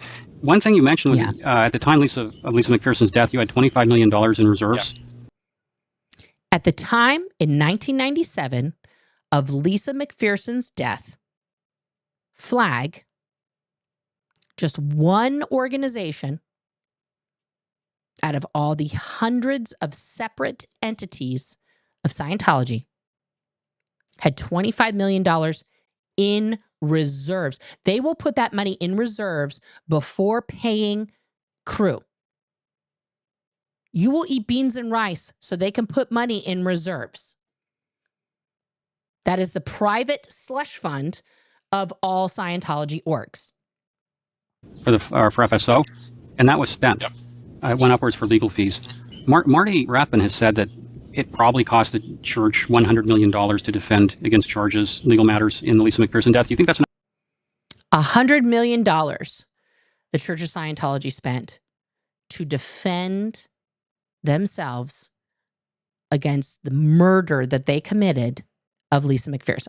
accurate number? Yeah, I think that's accurate because besides that 25 million, man, I don't know how many millions we gave from our weekly income that came in. We just go. So once they spent that reserves, okay, then instead of putting money in reserves, they were forking over millions of dollars to lawyers, private investigators, etc., to fight the wrongful death and other accusations that came out of Lisa McPherson. And look what happened to the crew as a result. I mean, shit, the year that we paid the most money towards that whole legal case, the crew probably got $500 total pay that year. I want you to let that sink in. Let me pull up my calculator because I don't even know what that means for a month. I can't do math right now because I'm so outraged. Where's my calculator? Here, I'll do it on my phone. Somebody else in the chat probably already has the number. I'm going to do it on my calculator anyway. So that's $500 divided by 12. That means that each crew member got $41.66 per month. But you forget that people are paid weekly in the Sea Org. Okay, so let's do that again. 500 divided by 52. And that means they got $9.62 per week. $9.62 per week. There were, at that time, probably, I don't know, 1,500 people there. Couple thousand. I can't remember. I'd have to ask Serge because he worked there during that time. But to pay your workers under $10 a week, even when I was on the RPF, I got $11 and, 67 cents.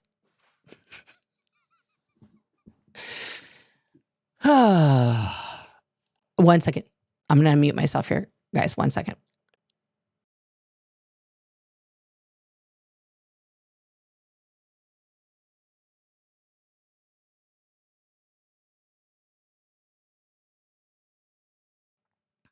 I messed up.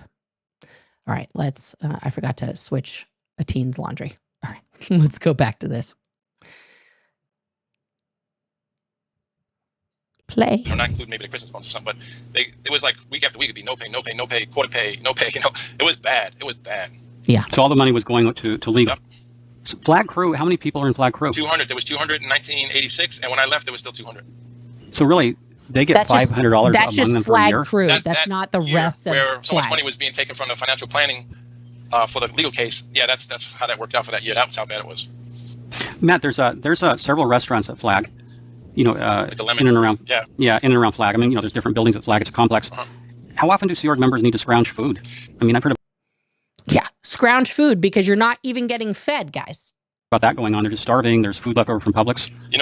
It's different times you have different situations. I mean, when that was happening, when the crew weren't getting paid for week after week, it was brought up, to myself from the finance office that it was coming up in the sec checks in the write-ups of staff that they were stealing food from what's called a canteen, which is like Everybody just started stealing food to survive. a little like a little food store within the Fort Harrison for mostly for public, to get coffee or Sure. snacks and stuff like that, cigarettes, So you had the staff were stealing that just so they could have some food or cigarettes or whatever. And so it was one of the things we kind of like we have to figure out how to get these guys some money because of the amount of stealing that goes on between them. You also have Yeah, we got to give them money because we can't have people stealing so that they survive. Stealing shampoo so they can clean themselves. These are the things that were getting stolen from the canteen, by the way. Soap, shampoo, feminine hygiene products. Maybe a protein bar so they wouldn't fucking starve to death. You had such a situation for years of lack of uniforms for staff, where the staff would have holes in their, have only one shirt and have a hole in it. Holes in the shirts. Holes in people's shirts. I saw that too, even at Celebrity Center. The elbow, and then they had to buy their own shoes, and they would go to Payless Shoes and buy the plastic ones for $15 because they couldn't buy the leather ones for $100. Yeah, you can't afford leather shoes on $9 a week. And they have holes in the bottoms, and it was nasty. And what would happen is when you did your laundry at the staff berthing, you'd have to stay with your laundry because people would steal your uniform parts because they were so desperate to get uniform parts. Yeah. Yeah, you couldn't just like put your stuff into wash and then come back in 20 minutes when your wash was done to move it to the dryer and then come back. You had to like wash your own laundry like a hawk, because if you and this other person were the same size shirt and you fucking left your shit unattended, that shirt is now mine. If somebody went out on a project off base and they left behind uniform parts in the closet, they'd come back, those uniform parts would be gone. Because Matt, let me jump in here. The fact that you call a uniform parts, what you're really talking about is shirts, pants, shoes. Yeah, but they're called uniform parts in the church. Mm-hmm. It's an interesting description. And you have to get those issued to you by the Treasury Department. Okay. Okay. I don't know why that popped up all of a sudden. Google. Mark Headley has talked about uniform parts. Specifically, he said he had 2 polyester shirts out at Gold Base in the desert. Right. And it was very common that he would wear holes in the elbows. Right. And you only have, so you basically have only one uniform at Flag. I mean, you have to wear it all week and then launder it on Saturday? Or how does that work? How many do you have, 2 uniforms? Some people have 1, some people have 2. I mean, it's that nasty. A lot of people will come home at night and will hand wash their shirt and then hang it up, in the bathroom to drip dry and then iron it in the morning for the final, moisture in it. And then that's it. They wear that and they do that day in, day out because they only have 1 shirt. I mean, but don't some Sea Org members, let's say if they're really fatigued and they literally fall asleep in their uniform, I mean, are some Sea Org members, they have body odor? Yeah. I mean, I imagine you would develop some hygiene problems if you couldn't hand wash 1 uniform every day. Yeah. I mean, especially having problems with their feet because they're wearing plastic shoes. Okay, true story time, guys. My feet were a fucking disaster in the Sea organization. It was something that I had a lot of shame and upset around, that my feet smelled so bad. I had athlete's foot like everywhere, like to the point where my toes were swelling and I was in excruciating pain just walking. Okay. And there was no solution for it. I couldn't afford to keep buying shoes. I couldn't afford to keep buying these fakakta stockings that we were supposed to wear. And it turned into a foot disaster that still haunts me to this day. That still haunts me to this day to think of how horrifically bad my feet were at that time. I have a lot of trauma associated with that. This is probably why I'm obsessed with shoes now. And if my feet or my shoes get to a certain condition now, I throw them away and I buy new shoes because I know what's going to happen to my feet. I buy new socks constantly. My wife is like, those socks are fine. I'm like, they are not. They are going to start cooking my feet and making them disgust. And so I must have new socks. Yeah. Yeah. It's bad. I remember being on training at Flag and my pantyhose got a run and COB was coming to the base. And so I got sent out of the course room to go to the one-stoppy shoppy and buy pantyhose. I didn't have any money. I had to beg money off my friends to go buy new pantyhose at the one-stoppy shoppy. Yeah. Fucking pantyhose. I hate pantyhose. Don't get me started. I know, guys, I don't have a way to play this. Maybe if I do this and then we can, here's what we'll do. So 18 hours a day in Florida. I mean, you're gonna have fungus growing on your feet for sure. And if that developed, was there a medical handling, or what do you do when you develop, say, toenail fungus or foot fungus? I mean, and you don't have any money? You don't do nothing. You just suffer through it. There's nobody's gonna do anything for you. That's your own problem. You gotta slow down. How do Sea Org members live at Flag? Are they in cramped berthing, like at Pack Base? Yeah, probably not as bad as Pack Base, but it's cramped. You're gonna have like a normal dorm will probably have 8 guys sleeping in. You're gonna have like a normal dorm will probably have 8 guys sleeping in. One kind of 8 guys in one room. That's normal. Normal dorm. Normal. size room or something. And here's the other problem: you get married and you can wait 6 months to a year to get a space to move into with your wife. 6 months to a year, guys. You just got married. You don't get the famous 2D second dynamic room. So you get married, and then you have to wait a whole year to have a room to be with your spouse in. Mm-hmm. So you continue to live in men's dorm, and she lives in a woman's dorm, and for 6 months or even a year, waiting for a room to open up at Flag when I was there. Why is it so hard to give a married couple their own room? Is it just lack of rooms? Yeah, lack of rooms. The church itself owns a lot of buildings in Clearwater. Mm-hmm. They don't own an enormous amount of property, and I'm surprised they would be short on rooms for their own Sea Org. Yeah, well, you got out-of-work trainees. Sometimes you got 500 to 700 of those, and they're going to fill up a lot of those miscellaneous rooms in hotels. Plus, you got a certain amount of those rooms need to stay open for public, and so then you're kind of limit yourself to, mostly at the hacienda. Now I guess they got a separate. Yep, the hacienda, which is where I stayed for trainees. So we were hogging all the rooms. Property they've opened up since I left, but and there's only so many rooms, and the more people get married, then dorms turn into single rooms. Yeah, bummer. Ew, 2 people in one room. What a waste. Oh, you make a good point. With 500 to 700 out-of-org trainees, that would tend to put a big demand on these 500 to 700 out-of-org trainees. They're going to be trained and then go to orgs to make money. Yeah. What's the attrition rate at Flag in terms of people blowing or leaving? Is that as big of a problem as it is at Pack Base? How big of a problem is it for people to run away in Clearwater? No, I don't think it was. I think a lot of times what would happen is, what I saw from my perspective, is a lot of these guys, they would think they would come in to train for a few months, maybe 3 to 6 months, and that would turn into 3 to 6 years. And by the time they got sent back, after being used to working at Flag, where there's a big team and a lot of activity, they return to their Seattle or St. Louis or wherever they came from, where there's 10 full-time staff and the place is a snooze, and they're getting almost no pay, and these people would be forced basically to leave staff to survive. And yeah, because while you're on training, okay, your org has to pay you. Flag will keep track of that. If you're not getting paid, Flag is going to call up your commanding officer, your executive director, and be like, what the fuck? Because they also want money for your room that you're staying in and for your food that they are feeding you. This is another money-making opportunity. That's why Matt loved the out-of-org trainees like me, right? Because he's getting cash money. And so, you think that you put all these trainees out there that's going to expand Scientology, and what you find is they're the same size they always were, because those people don't stick there. They get trained but walk out the door just to survive, to have some kind of money, to have some kind of life. And so then they've got the same program just run over and over and over again, and still you don't see Scientology growing. No, and that shows that the church's horrific pay system, when they're going to pay you little or nothing, it defeats the purpose of training 500 or 700 people if a lot of them are going to leave when they go back home. Right.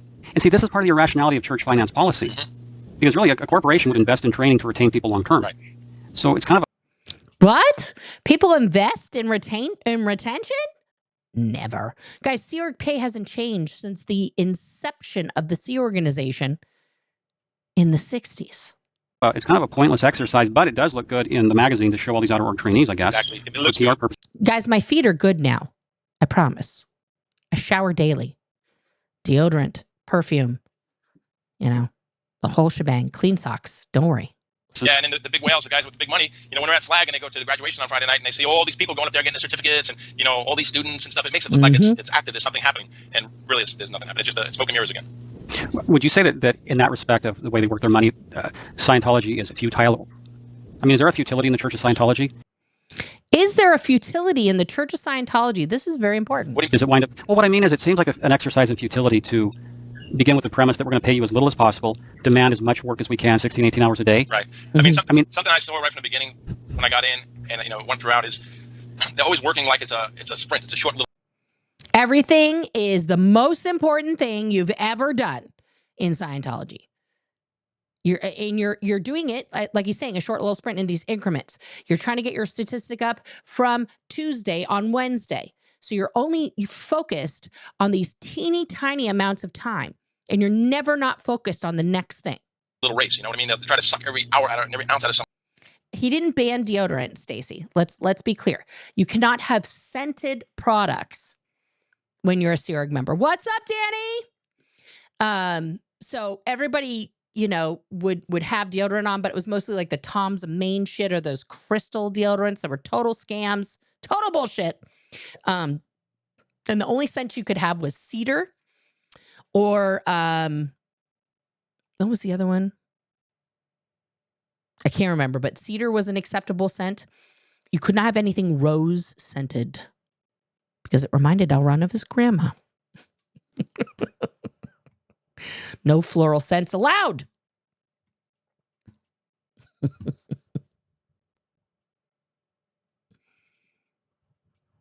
Oh, poor personal hygiene talk. Yeah, that is. I've had to do that as a supervisor in areas and be like, we need you to wear deodorant. We had a guy once in my office who, like, literally, I swear to God, he fucking didn't shower and he smelled like barf and shit. And I sat near him and I told my manager, I was like, I'm not doing that. He is disgusting and I'm going to throw up if I have to keep sitting next to him. And he really wasn't bathing and stuff. And then, like, he went, oh yeah, this guy. He had a lot of very weird personal problems that he used to just, like, use as excuses for coming in late and all this stuff. And yeah. Somebody, and they're not thinking of it as a long-term endeavor, where, like, in Treasury, these little folders that were kept on each person that had ratted out or blown, they call freeloaders because now they're supposed to owe the org money because they took a couple of courses before they took off. Freeloaders. I'm a freeloader. So fully understand this, guys. You sign a billion-year contract of indentured servitude. You work 10 to sometimes 18 hours a day, every day, 7 days a week. If you're lucky, you get some time off every once in a while. Okay, but that's very rare. Okay. So on average, you're working, like, at the low end, you're working 70 hours a week or like up to 100 hours a week that you're working. Okay. Then you do training for the job that you're doing there. Okay. Let's say you don't even do anything extra. Okay. You don't enhance yourself in any way. You don't go up the bridge. You don't do the OT levels so that you're a superpower person. You don't do anything. You just do the training that you need to do the job that they hired you for. So in my case, I got sent to Florida to train full time to become a word clearer. Now, little did we know during the Golden Age of Tech Evolution that the course that we did was total bullshit and was made up and wasn't actually certifying us in that job, because all of our certificates said flag special course room, either supervisor or word clearer. Okay, that's a whole other talk for another time. Then when we came home, we found out we had to do all these other courses to become an actual word clearer or supervisor, which meant if you hadn't finished pro TRs, you had to finish that, pro upper end doc TRs, the metering course, the pro supervisor or pro word clearer course, and then that internship. Okay. And if you were a specialized supervisor, like a key to life or life orientation course supervisor, you had to also do those courses, because that is the one course in Scientology that you have to have done in order to supervise it. Okay. So during my time in the Sea organization, I became what's known as a professor, which means that because I was clear, I skipped the SURFAC handling. I was fast flow. I was a pro soup and a pro word clearer, fully interned, and I had done the Key to Life and Life Orientation course. Okay, which makes me like an expert in Scientology technology and teaching it. A professor. I did a couple other things also while I was at Celebrity Center. When I left, I had a $35,000 freeloader debt, because they make you sign a little pledge every time you do a course as an indentured servant. I promise to pay in case of contract breakage. So whatever the course costs, you just sign this paper because you're like, of course, I'm not leaving the Sea Org. And then they tell you, oh, you owe us all this money. People like Serge, as an example, who did a lot of auditor training, their bills, and I had a separate bill to flag. They were trying to come after me for like another 20 grand or something, some bullshit. If you do all of that training, if you're like a class 12 auditor, you're going to owe $250,000. And they're going to collect it from you. You will not be able to do any further Scientology after you leave the Sea organization until you pay every single penny on that freeloader debt. Now, every once in a while, you can negotiate. Let's say, like me, you know, that $35,000, and it's Thursday before 2, and they really, really, really, you know, need to make some money. So they'll be like, hey, listen, if you pay us $5,000 cash, we will erase your whole freeloader debt just for $5,000. And a lot of people did that. They got the deals, and they wheeled and dealed it. Freeloader debt, correct, Stacy, it is not a legal debt. It is not a legal debt. No one, if you're watching here and you've run from the Sea organization, or you're a former Sea Org member who's been paying on your freeloader debt, that is not legally enforceable. No one can punish you by law for not paying your freeloader debt. Do not pay it. Do not give them one more penny. You already gave them all your time, which is worth a fuck ton more than they paid you. Do not pay your freeloader debt. Do not.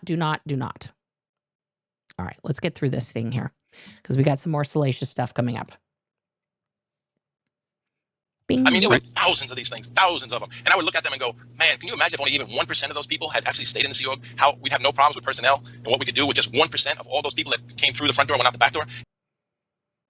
If only 1% of people who joined the Sea Org stayed, there would be no shortage of personnel. I really want you guys to get that through your mind, because there are more ex-Sea organization members on planet Earth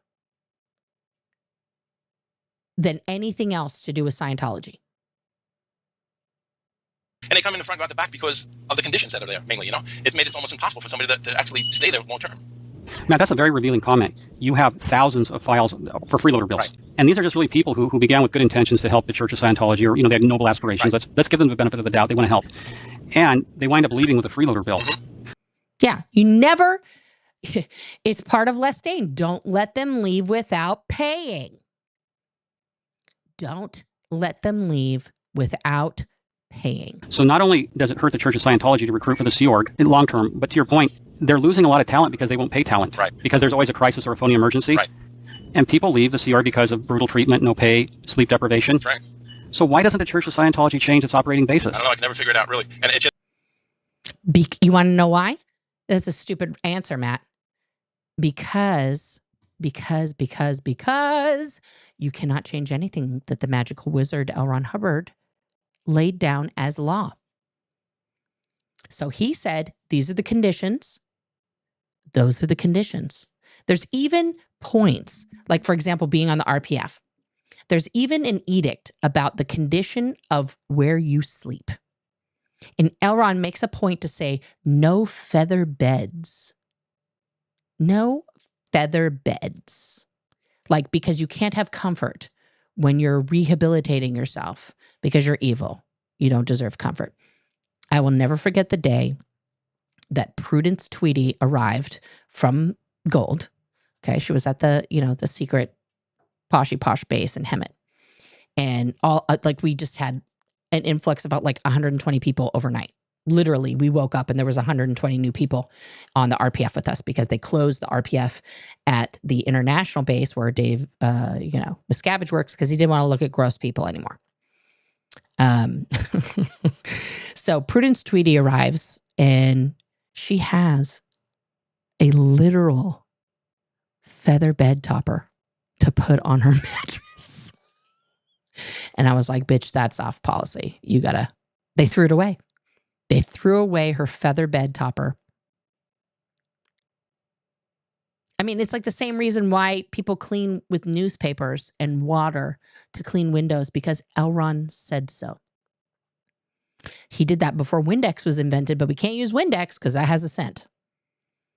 Got to use the newspaper. So why has pay never increased? Because L. Ron said it was $50 a week, and that's enough. like inflation, economic changes, nothing. You cannot change any policy that L. Ron wrote. Period.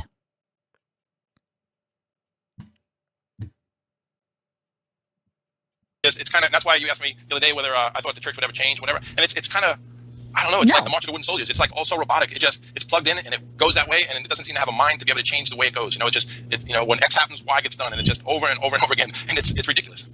Matt, what's interesting to me, in the 1990s, the Church of Scientology, and this was David Miscavige and Kurt Weiland, right, they hired the PR giant Hill and Knowlton. Right. And you're hearing that correctly. They hired a PR firm. Basically, they said to Hill and Knowlton, help us with our bad PR. Mm-hmm.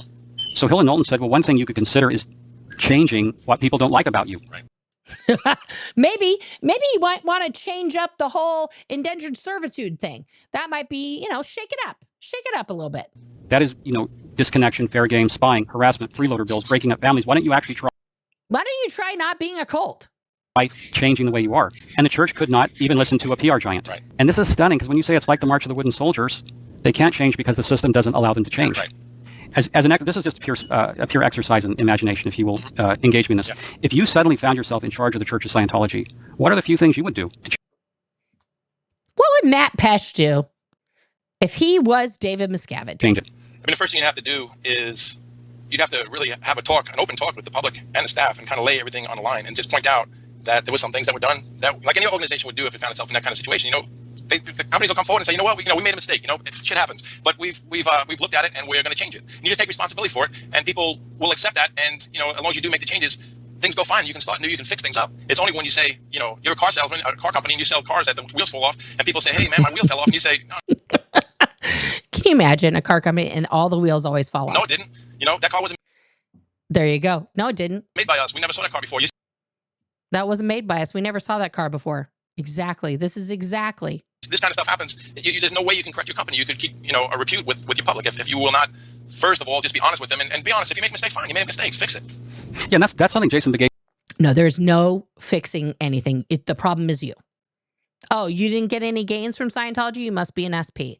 Oh, you lost your house because you couldn't make the new mortgage payment that we made you take out to do services? You're an SP.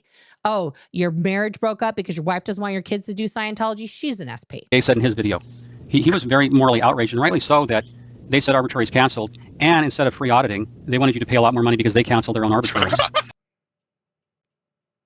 Yeah, L. Ron canceled a lot of stuff in his old age. Because he was, he went a little cuckoo. He forgot about, that he was making all this money, and then that was the whole point, right? My grandmother did the same thing. She spent like all the money that could have gone to my mom on like ridiculous furniture that was like hand embroidered and stuff. Like just, people do that when they start getting very, very old and they've lost their mind, and it's just, they become addled, the brain atrophy and things like that. Yeah. So, and I got to tell you, Jason Begay just knocked it out of the park. He really stood and delivered at a time when it was a lot more dangerous to do so. And when he roared, show me a motherfucking clear, he really threw down the gauntlet. He did. What did you think when Jason came out? Jason was amazing. And we'll go over his interviews at another time. Jason Begay coming out and laying bare the Scientology con was fucking amazing. Lauding him, I was like, right on, it's so true. Read Dynamics, see what it says, you can handle and all that stuff. It gives you a perfect mind, perfect memory, it won't get sick, blah, blah, blah, blah, blah. Where have you ever seen that? I mean, I worked in New York with people that came in brand new, didn't know Scientology from a hole in the wall, and people that were the top of the top, had been in there for 40 years and had done every course in ordering imaginable, and really, you couldn't tell one from the other in most cases. In many That's an important distinction. So he saw people who, brand new people off the street, okay, who don't have any of these super abilities, and people who had been in Scientology since the very beginning, and their abilities were the same as the brand new person. Because Scientology does nothing. In many cases, the new guy was more competent and more sane than the other guy. So it was like... And the new guy was more sane and more competent than the guy who'd been in for decades. What are you talking about? That is a remarkable statement coming from you, Matt. That really is very, very interesting. Because when people get entrenched in a bureaucracy, many times they get worse. Right. Because they just kind of tamely submit to the fact of oppression. I'm here and there's nothing I'm going to do about it, and this is what the book says. Right. I'm here and there's nothing that I'm going to do about it because that's what the book says. And the Sea Org, like many other bureaucracies, but probably the Sea Org is worse, tends to crush innovation and bright new thinking. Right. How far did you go up on your bridge You know, in your science? I did just about everything you could do. I went OT7. I audited others on everything except for the L's. Pretty much that flag delivers. So Matt did everything. He wasn't just a guy running around a grunt in the Sea Org. Did all the administration, training, it's called the OC, FEBC. I did that. I did most of the St. Hill special briefing course. I did all the mission training, for how to go and get projects done. I did the free winds training for officers. He did everything, guys. Everything. And if you could do it, I pretty much did all their courses and training, believe me. Kind of chasing the carrot in all these different ways, hoping that there's going to be, what's been promoted or promised. And I chased those carrots all the way to the end, and I know what they are and what they aren't from my perspective. And, there's good things about it, but it's not what it's. Did Matt just say there's good things about it? He's still a believer, guys. At this point on this interview, that's literally from 2014, Matt Pesh is stating there's good things about it. When he just said earlier that the new guy who hadn't done any Scientology is oftentimes more sane and more competent than somebody who did it for decades like him. He's still hanging on to those wins, guys, 10 years ago. It's sold as. It's not what's promised. How would you characterize Scientology based on your vast years of experience? I think there are definitely things within it that can help an individual, and I think if Scientology would just say what it can and can't do, it can help somebody who has an upset in life. It can help reduce that upset for the person. True, it can do that. It can help a person who's having difficulty with a relationship, maybe improve that relationship. No, absolutely not. Good, but what's that stuff worth? It's only worth a certain amount. They try to get the big bucks and say, we're going to make it so you can go outside your body and, have full control over matter, energy, space, and time. That's what they do tell you. You can exteriorize at will, and you'll have full control over matter, energy, space, and time. I mean, that sounds pretty cool. You will remember all your past lives. You will, be able to walk down the street without touching the floor. You can go exterior from your body and go to a library and read a book. I mean, all these crazy things. Who wants to go exterior from their body and then go to the library and read a book? To put the stuff in the magazines, and it's just bullshit. There's nothing like that. There is nothing, the only people have ever stated something like that, if you know the person, they are insane. And yeah, there are plenty of Scientologists right now that would swear on a stack of Bibles that they have gone exterior to the universe and seen everything. They are loony, and it has nothing to do with Scientology. So, yeah, it can do things to help people. But they don't say that. They don't say, I got a car that can help you get to work fast. They'll say, I got a car that can take you to planet Pluto, and jump light years ahead. Whatever. They'll just put it out of the zone and then try to take, instead of selling for $100, sell it for $100,000. And it's, and if you don't like it, then you get your money back. We're going to declare you and get the hell out of town. That's bullshit. It ain't going to work. That is breathtaking what you're saying, and certainly it is true that hyperbole, exaggeration, is at the heart of Scientology. It's a marketing-driven. And what's happening, the hyperbole, the hype, the false promises are breaking down. Look, I've been a critic a long time, and I've watched the drift, the pattern, due to lawsuits, exposure, challenges. Yeah, just for edification, Jeff is married to Karen de la Carriere, but he was never in Scientology. People like to confuse that a lot. He was never a Scientologist. Scientology keeps having to move the goalposts. One of the most significant drifts I've seen in it backing down, well, two actually, many years ago due to pressure from critics, the church stopped presenting the phony L. Ron Hubbard World War II record as a war hero.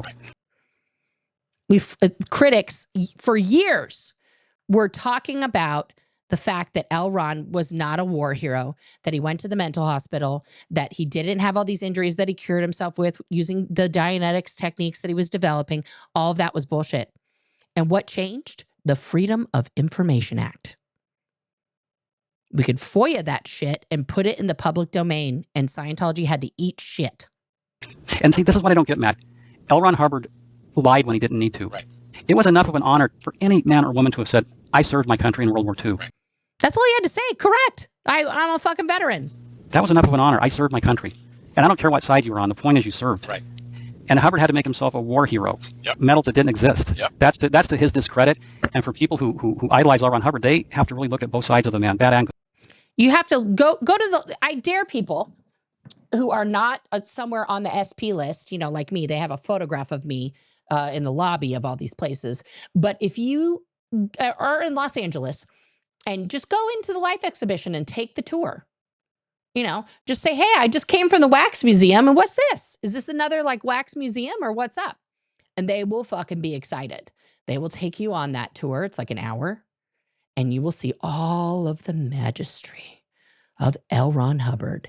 And at the end, there's this display that opens, and there's another wall. It opens. There's another wall. It comes forward, opens. It's another wall of just awards, medals, all that shit.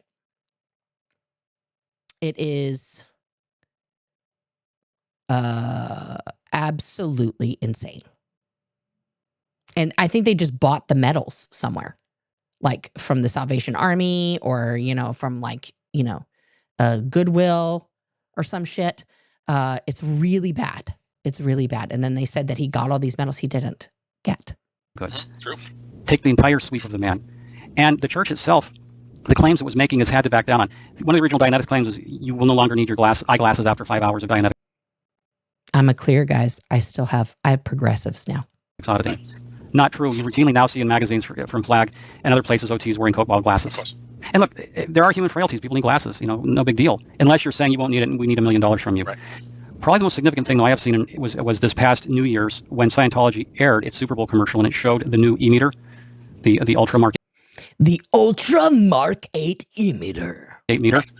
Scientology, it almost sounded like lawyers wrote the commercial because it said, higher spiritual states are possible. Right. That was carefully worded. Higher spiritual states are possible. It didn't say, we're going to give them to you. It said, it's possible. And now Scientology has been ground down to the language of the Internal Revenue Service, basically offering intangible spiritual benefits. Right. And you can't measure spiritual benefit, guys. That's not something you can staticize. Is that a word? I think so.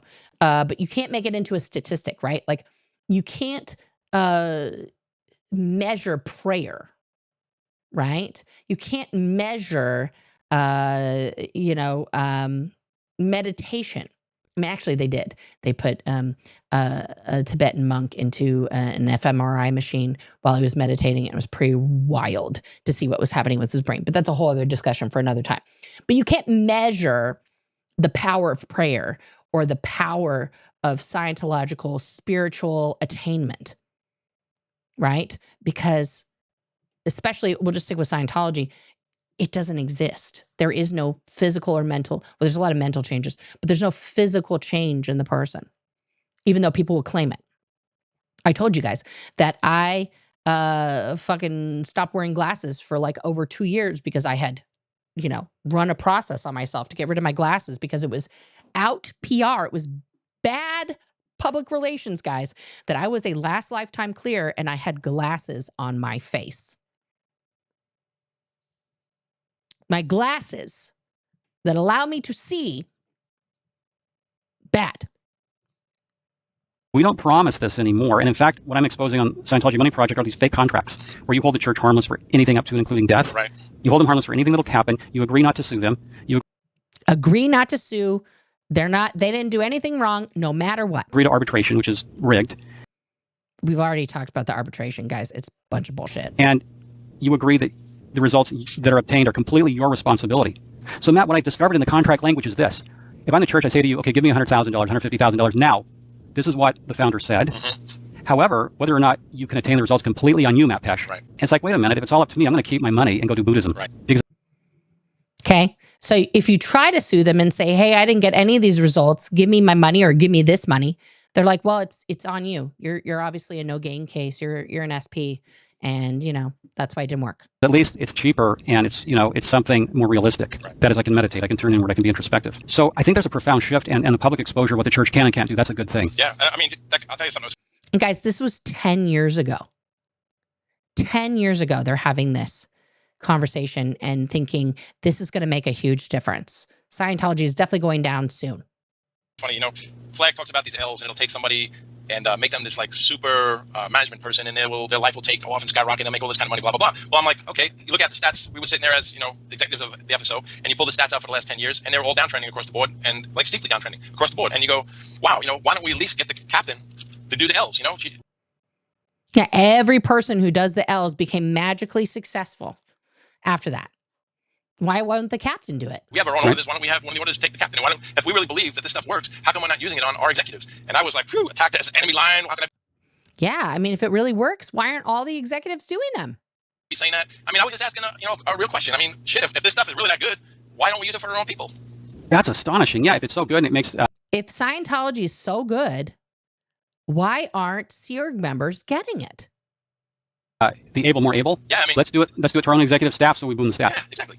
Now, you said that the long-term trend at Flag is downtrending? Yeah, I mean, 2002, you go back to the late 80s, and I'm telling you, you lay those stats out, there's about 28 major stats for the Flag Service Organization, and you will see they're not just emergency trending, like a little bit down, they're danger trending. That means, okay, so emergency means that your stat went down just like a little bit. It's a tiny dip. Danger is like that steep part of the roller coaster when you're first on it before you go through the first thing. Yeah. You in danger, girl. Really? Yes, Danger trending. yes.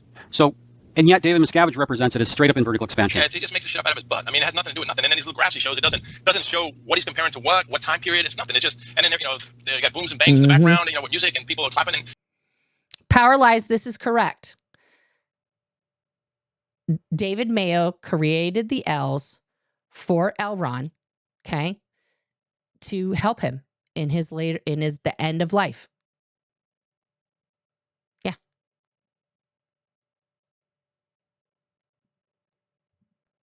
Oops, wrong page. What the hell are you clapping about? You don't even know what you're talking about. I went to the 2007 New Year's Eve event for the church. That's the last public event I went to.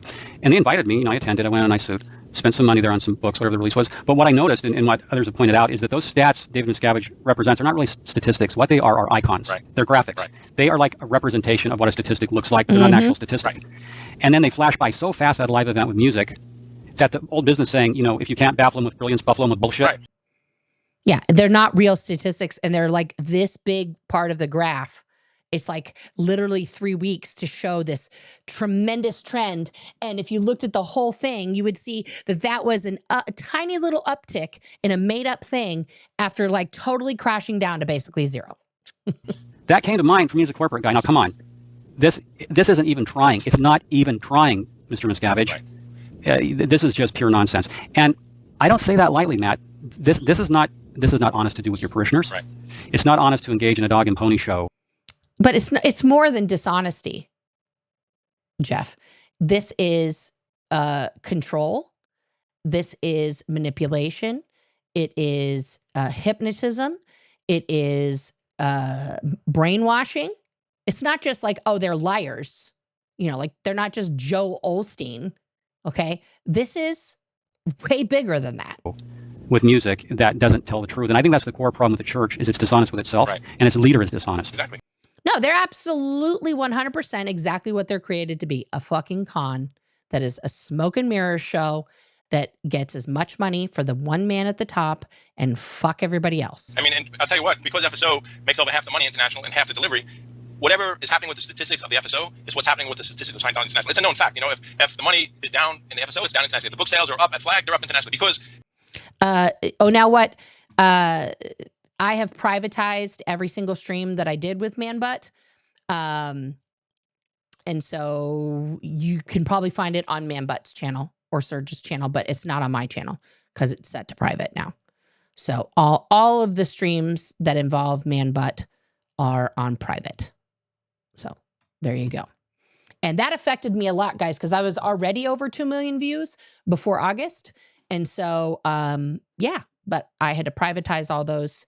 When you put a video on private, just for edification, it erases those views from your channel. It also erases the revenue from that, like, because people watch your stuff all the time. They're watching different things from your channel. So when you put a video on private, it takes that out of your whole folder, right? And yeah, so I lost a couple 100,000 views, I think, 250,000 something, and also yeah, just a lot of stuff. So that's fine. I got it all back. We're back over 2 million now. So there you go. You just keep moving forward. All right, let's get this going here. It makes such a major part of the overall statistic, they can't help but follow what Flag's doing. So if the FSO is downtrending over 10 years in a danger, internationally, it's downtrending in a danger. So as Rome goes, there goes the empire. Exactly. And the empire of Scientology appears to be crumbling in front of our eyes. Yeah, and you can see it. You're at Flag, you can, I mean... 10 years ago, Matt and Jeff riffing here decided that Scientology's empire was crumbling.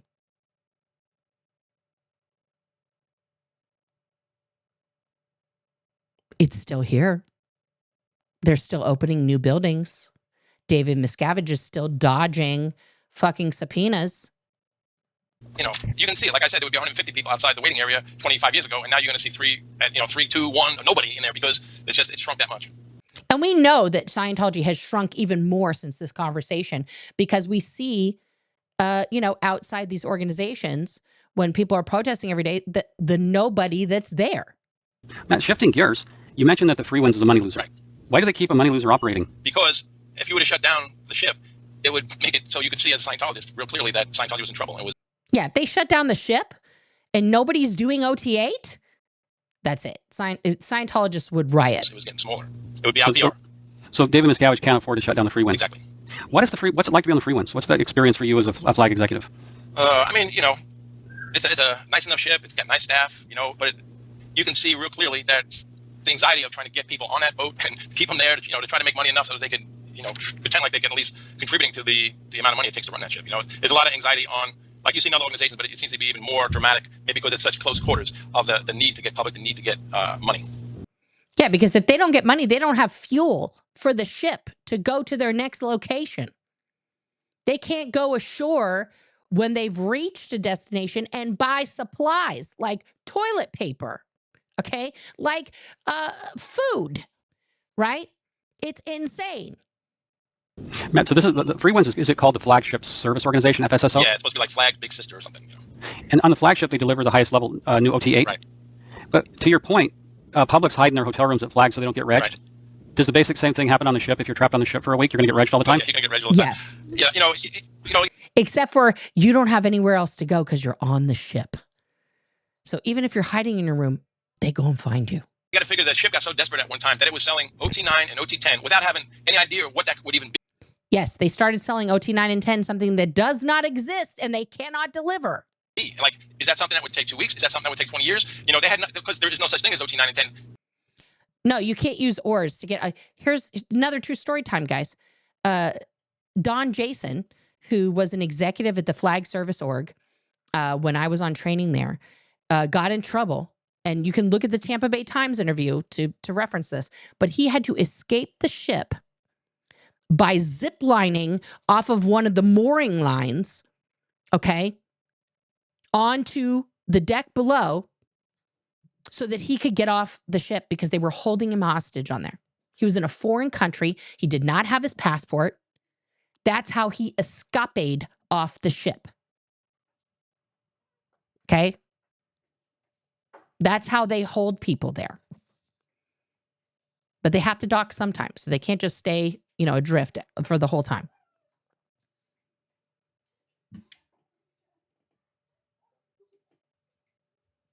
No, they obviously had no concept of what it could be yet. They were so desperate to try to get money that they actually sold millions and millions and millions of dollars worth of OT9 and 10. Well, these people who had done OT8, and they were told they had to go back on OT7, meant they had to go back to Flag and do services. And what we did at Flag, and what I did as a translator, we took paper transfer of that credit from the Free Winds over to Flag and delivered service against money that was given to the Free Winds years earlier.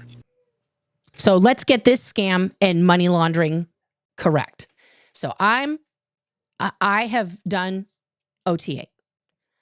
I'm told by the ship, which will be the only place to receive these things, that I can pre-buy OT9 and 10 prior to their release. Then, magically, the case supervisor at Flag on the shore there in Clearwater tells me, uh-oh, hot dog, you got to go do OT7 again. So then Flag would take the money from the ship, transfer it into their coffers so that that person would then be on a paid redo of OT7. Because if something's wrong and you have to do it again, you have to pay for it every time you do it. You know what I'm saying? So basically, we were given free service. Oh, it sounds like a shell game It almost. was a shell game. I mean, we had to cover their ass, basically, because these public were all upset that they were sold, that they had given, $100,000 for OT9 and 10, which never materialized. And now they're being told they never really finished OT7. So they gave $100,000 for OT9 and 10, and now they're told, P.S., we just found out you never really finished OT7. You have more body thetans. And they have to go back and do it. And they're like, well, shit, you guys already have my money on the Free Winds. what's the deal? So, you got to keep them quiet. These are the key people in the Scientology. So you say, I'll tell you what, the 100,000 that you used to have on the free ones, you now have it on your flag service organization account. Yeah. These are the top whales, the ones that donate the millions and millions and millions of dollars to the IAS. So go do what you need to do. Oh, that's just unbelievable story, but true in the surreal world of Scientology, where down is up and up is down, black is white, etc. When you look at the overall, What happened? Something happened there. flag experience. What do you think they're down to income wise? What's your ballpark feeling per month I don't know. these days? Are you guys hearing the recording? Because it's not showing up that it's going, but I'll just let it keep going. No idea, really. I've been out of there for almost 10 years. I have no idea what it is, but I can guess that whatever it is, the individuals on average are paying a lot more than they used to. What happens is like less fish in the bowl, so you need only to trying to keep the bigger fish in there and get them, to give up more. So Less fish in the bowl, so you got to keep the bigger fish in there, so they keep giving. Are you getting pizza? Okay, get some pizza, honey. It's my thespian child who's performing artiste. I love you. I'm going to go see them again tonight. Yeah, that's it in a nutshell. Matt, it's great having you on the show. You are a wealth of information. It's just great having you here. It's great having you here. All right, I think this is just good nights, but let's see. I'll tell you one other thing. Kind of please. We're talking about Scientology claims to be the experts on the human mind, and we should get rid of psychiatry and obliterate them, and blah blah blah blah blah. But the truth is, as soon as a staff member or a public person has a psychotic break, which is fairly often, there's money set aside to get that person out of there immediately. This was just an aside at the end. This was just something he saved for this little nugget for the very end of this interview. I want to replay that. Oh, 1 second, and then I'm going to replay that.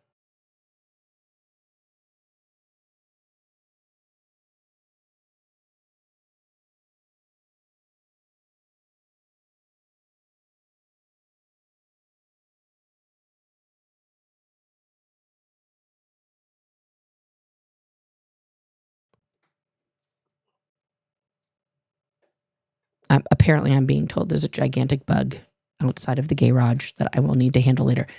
Toby, go on. Elliot, help him out. There we go. Good boy. Okay. So let's replay that little tiny segment here. Let's just go back. To give up more. So. Yeah, that's it in a nutshell. Matt, it's great having you on the show. You are a wealth of information. I'll tell you one other thing. Kind of please. We're talking about Scientology claims to be the experts on the human mind, and we should get rid of psychiatry and obliterate them, and blah blah blah blah blah. But the truth is, as soon as a staff member or a public person has a psychotic break, which is fairly often, as soon as a staff member or a public person has a psychotic break, which is fairly often, not just once in a blue moon, guys, fairly often. There's money set aside to get that person out of there immediately. And there's money set aside to get that person out of there immediately. And these people are just usually dropped on the doorstep, literally dropped on the doorstep of some relative or friend who's not even a Scientologist. They are dropped on the doorstep of a relative or a friend who is not a Scientologist. And left there. And that's like, whew, we've got that Let me get just literally, no return to sender, no takebacks. straight. If you go type 3, have a type 3 is having a psychotic break. Psychotic break at flag, you're off the base in minutes. Yeah, I mean, they might have to, if you're screaming, yelling and stuff like that, they might take a little bit of time to get it to the point where you can be stuck on an airplane or. Yeah, they might have to calm you down to get you on an airplane or whatever.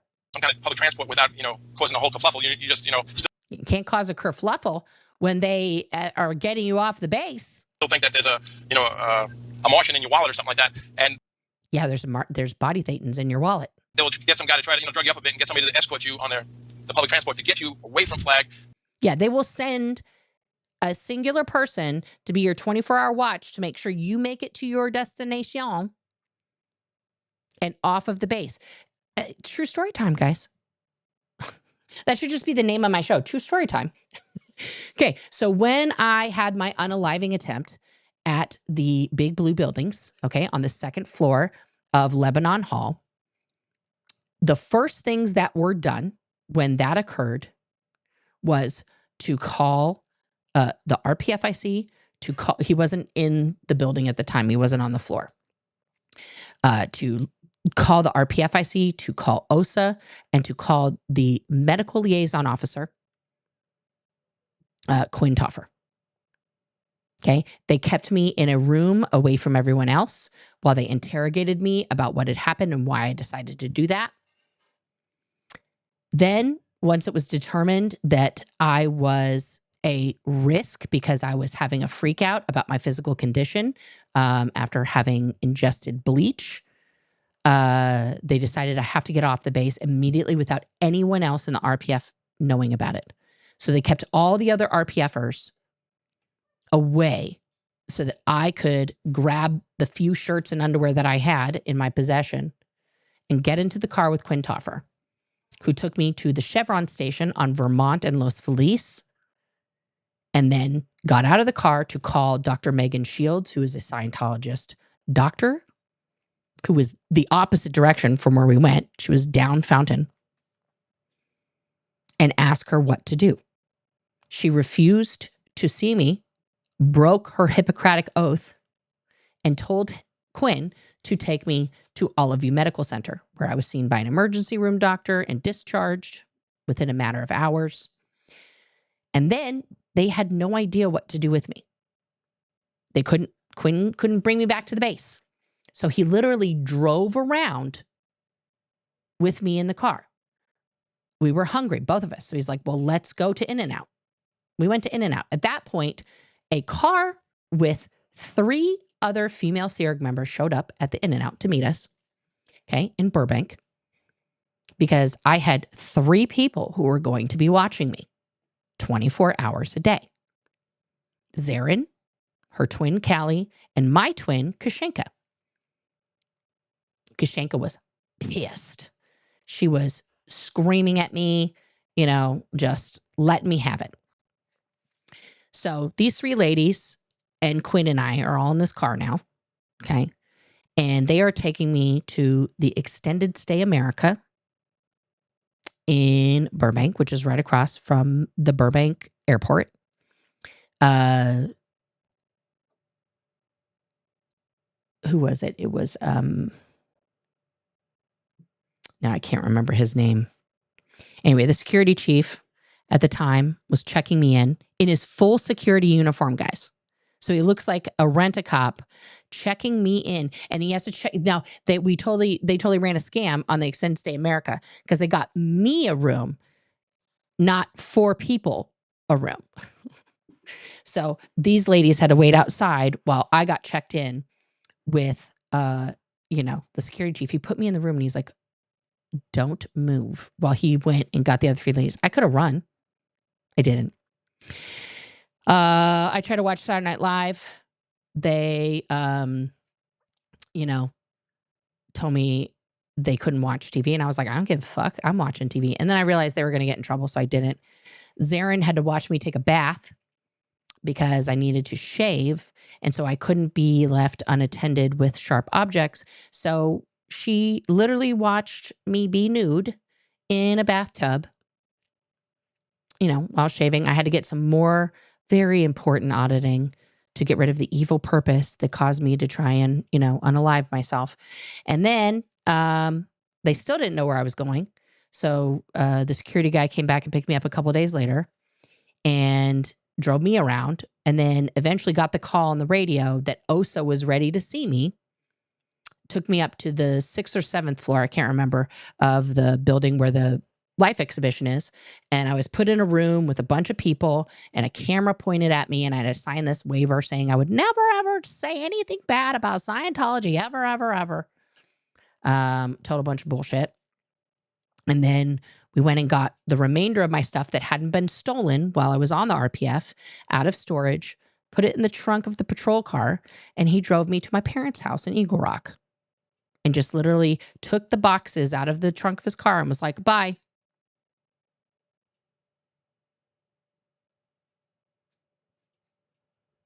Bye. And just left me there with my stepdad, who was loving and fed me delicious food. And yeah. But as soon as you become a kerfluffle, as Matt put it, you learn very quickly that you are gone, erased. And I learned from my friends that remained on the RPF that they had no idea what happened to me. They didn't speak of it. Now, a few people knew because they were in the ethics office. And so they saw in my folder what had happened. But they weren't supposed to talk about me. Nora's a no-no. She's a no-no. Don't discuss. Do not engage. All right, let's finish this up. But this is true of any organization. They have this slush fund specifically set aside to handle you and get you the fuck out of there. That's how my hotel room was paid for. That's how my burger was paid for. That's how all that stuff, okay? Luckily for them, I was a cheap date. To drop you off literally on somebody's doorstep so that it's somebody else's problem. So, I mean, who's going to take care of all the crazy people in the world if you get rid of psychiatry? I mean, they're not experts. They're not perfect. Well, first of all, people who have mental health problems are not crazy. That is a Scientology determination. But yeah, it's a good thing there are therapists and actually trained people in the field of mental health now. But at least these people are trying. Scientology won't touch that stuff. So what are they talking about? No, and you said is it known in the upper strata of Flag that they use drugs to cool people out who have psychotic breaks? Yeah, I mean it's not. Yes, as we know from L. Ron Hubbard's autopsy report, he had Visceral in his system, which is an antipsychotic. So yeah, they will literally use, those drugs when they need someone to be calm and quiet because they are too much. Then they're okay with psych drugs because you're already never coming back to Scientology anyway. No, I mean, a lot of staff, they don't really know what the hell's going on, period. And they've never dealt with... No, unless you are in security or an upper level executive, you will not know these things.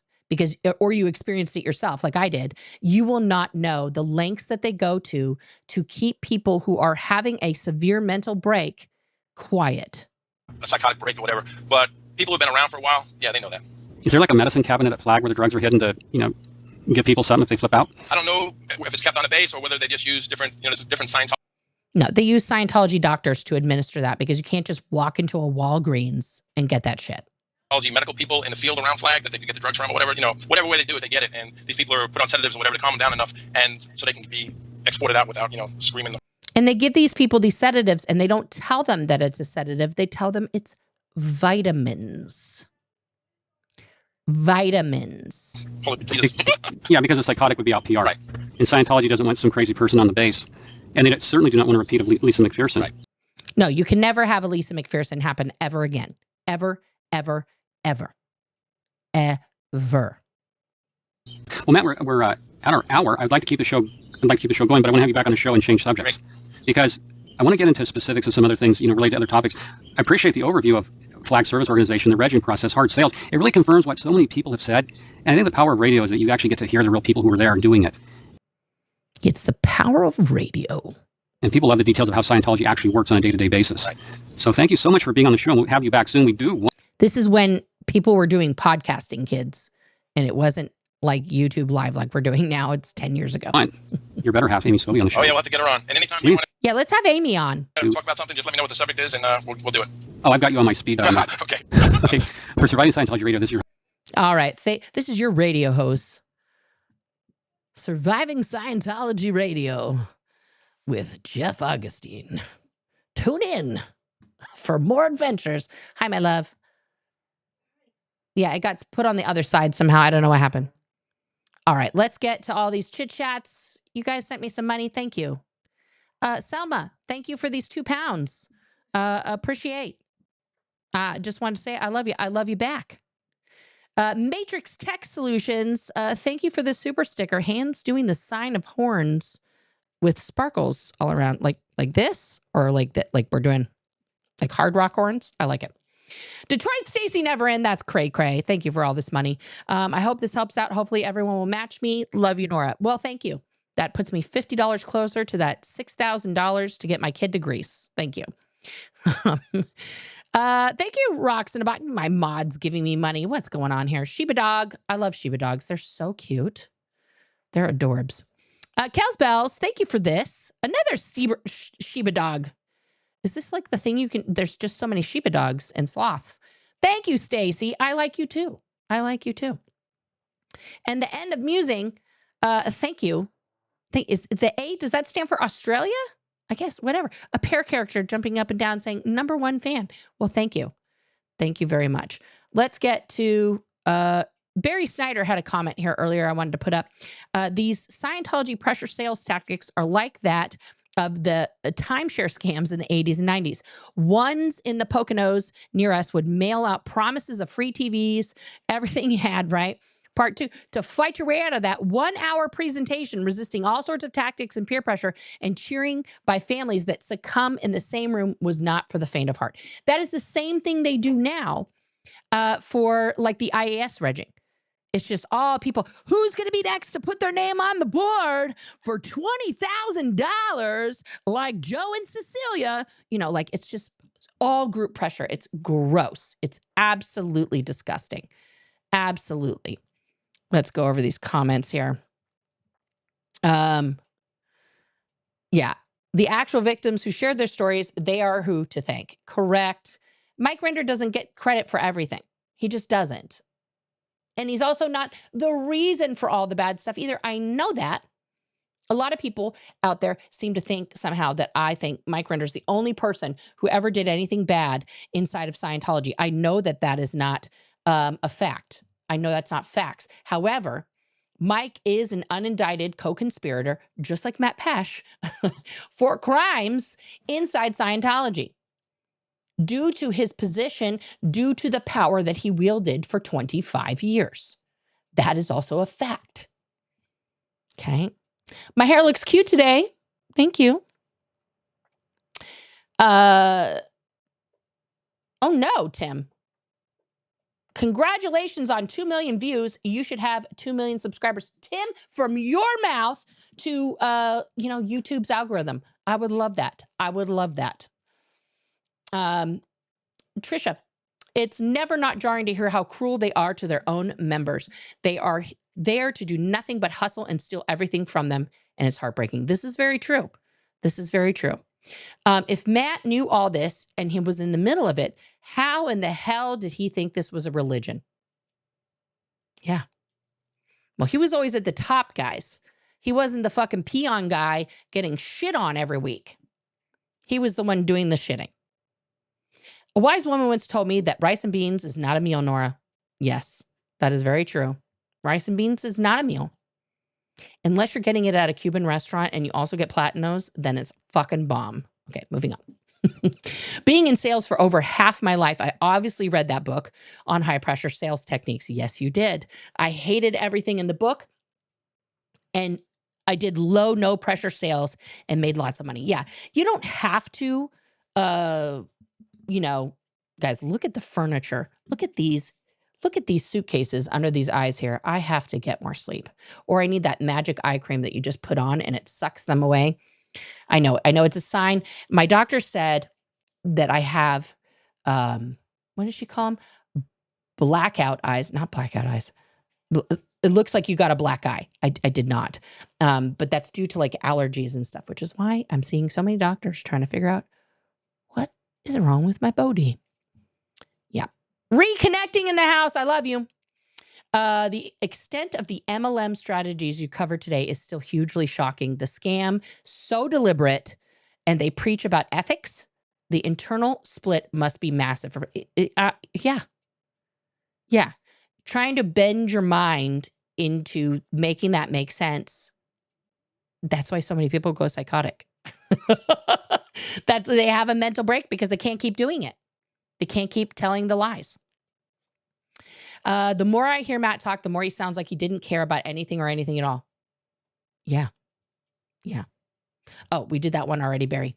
Thank you for being here. Yes. This discussion brings into the foray how little Scientology thinks of its members. Correct. They are bags of money. It's worse than just being raw meat. You're a bag of money. The Celestial Commodore in the house. Thank you for being here. Not only are the protests causing problems for the org to make money, but they aren't able to pay for their people to go to flag. Correct. Correct. Just like we got the test center shut down and they weren't able to bring in that raw meat from the streets, raw meat on the street. You know, they're not able to keep this little circular money jar going. So that's why the protests are the singularly most important thing. Lisa McPherson didn't shut down Scientology. The mummification of a woman in one of their hotel rooms due to negligence, lack of nutrition, kidnapping, did not shut down Scientology, guys. That's why all of these deaths, if you're a decent prosecutor out there, you got to start bringing these cases forth. There are deaths that abound from Scientology, and they need to be prosecuted to the fullest extent of the law. Because none of it is as it seems. That cortisol panic rush is what leads to our PTSI and burnout. Yes. Apparently everything is cortisol. The European outer org trainees with no deodorant. Yeah. Yeah. They also, like, the ladies had a lot of armpit hair and stuff. Like, I mean, you know, I shouldn't shame people for putting armpit hair, but like, I don't like it.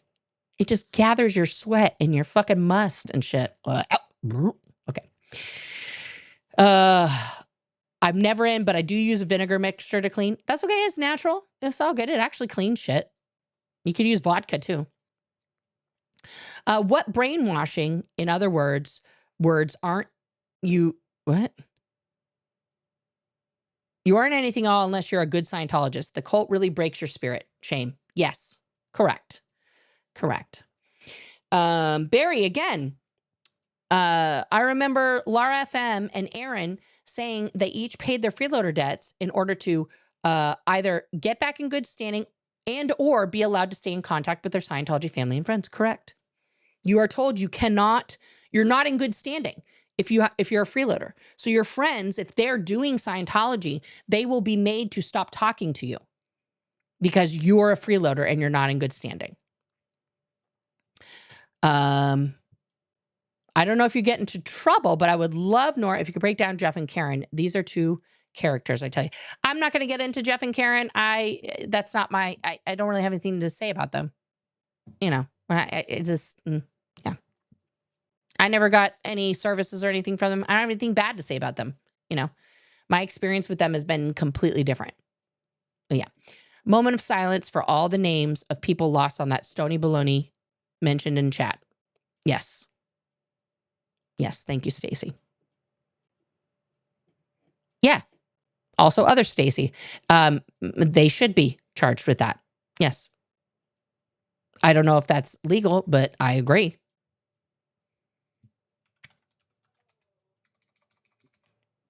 Goodbye. I love you.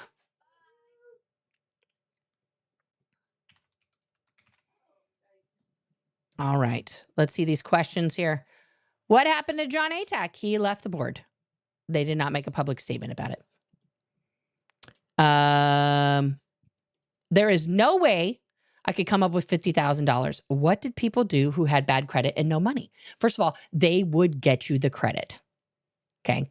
Secondly, if you really have no money, if you're really poor, they just slowly start ghosting you and you're gross and they don't even let you really finish the things that you already paid for. You don't really give them, like, they're out exchange now, out exchange. Or they encourage you to become an FSM, field staff member, so you can make that sweet, sweet cheddar getting people in. Yeah.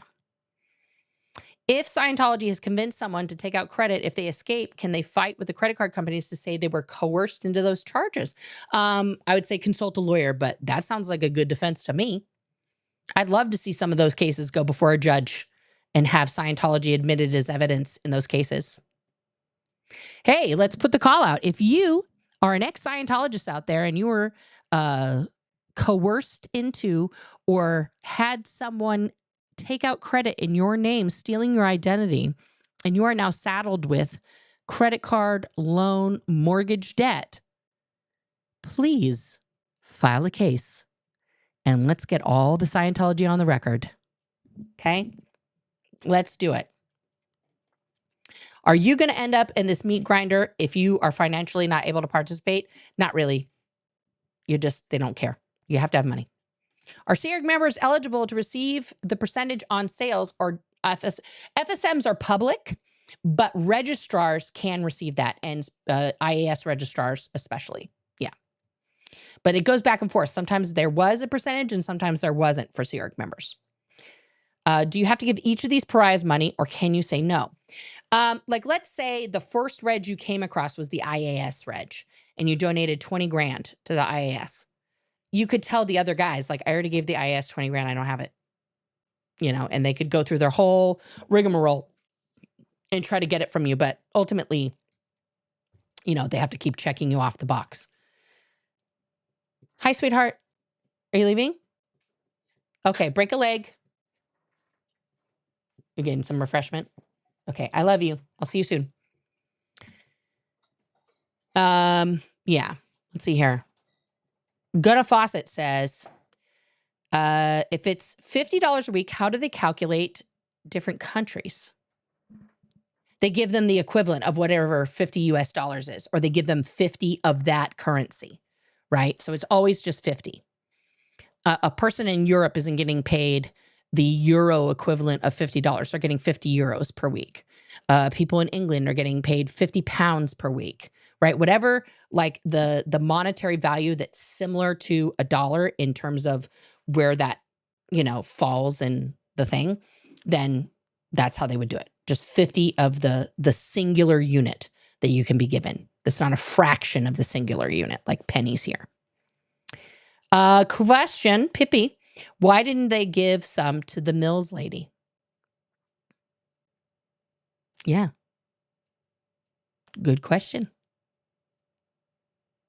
Good question. Because they thought they could handle her. Yeah. All righty, my friends. Thank you guys so much for tuning in today. I sincerely appreciate you. We're going to do some more on this. We're going to mix it up and do some more things, but it's Thursday night. It's opening night for my kiddo. I got to go see some magic on the stage in another live performance. And I'll be going to closing night as well on Sunday, because that's what you do when you are a theater mom. You go to the parent preview, you go to opening night, you go to closing night. And apparently I have to come up with $6 grand for this kid to go to Greece, which, yeah, we'll see. But yes, Nerman, I'm going to pull this up as the last one here.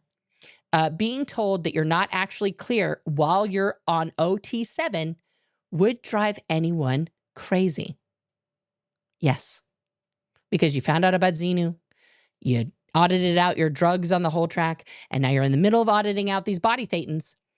And now they told you, just kidding, you didn't even make level 1, which is the clear. All right, guys, I love you so much. Be kind to yourselves and, you know, be kind to each other. And also, I will see you all on the Flippity Dippity. Thank you so much to the mods, to the members, and everybody who tuned in today. Click that link. Find me everywhere. We'll chat. It's fun. Or send me some money. I need it.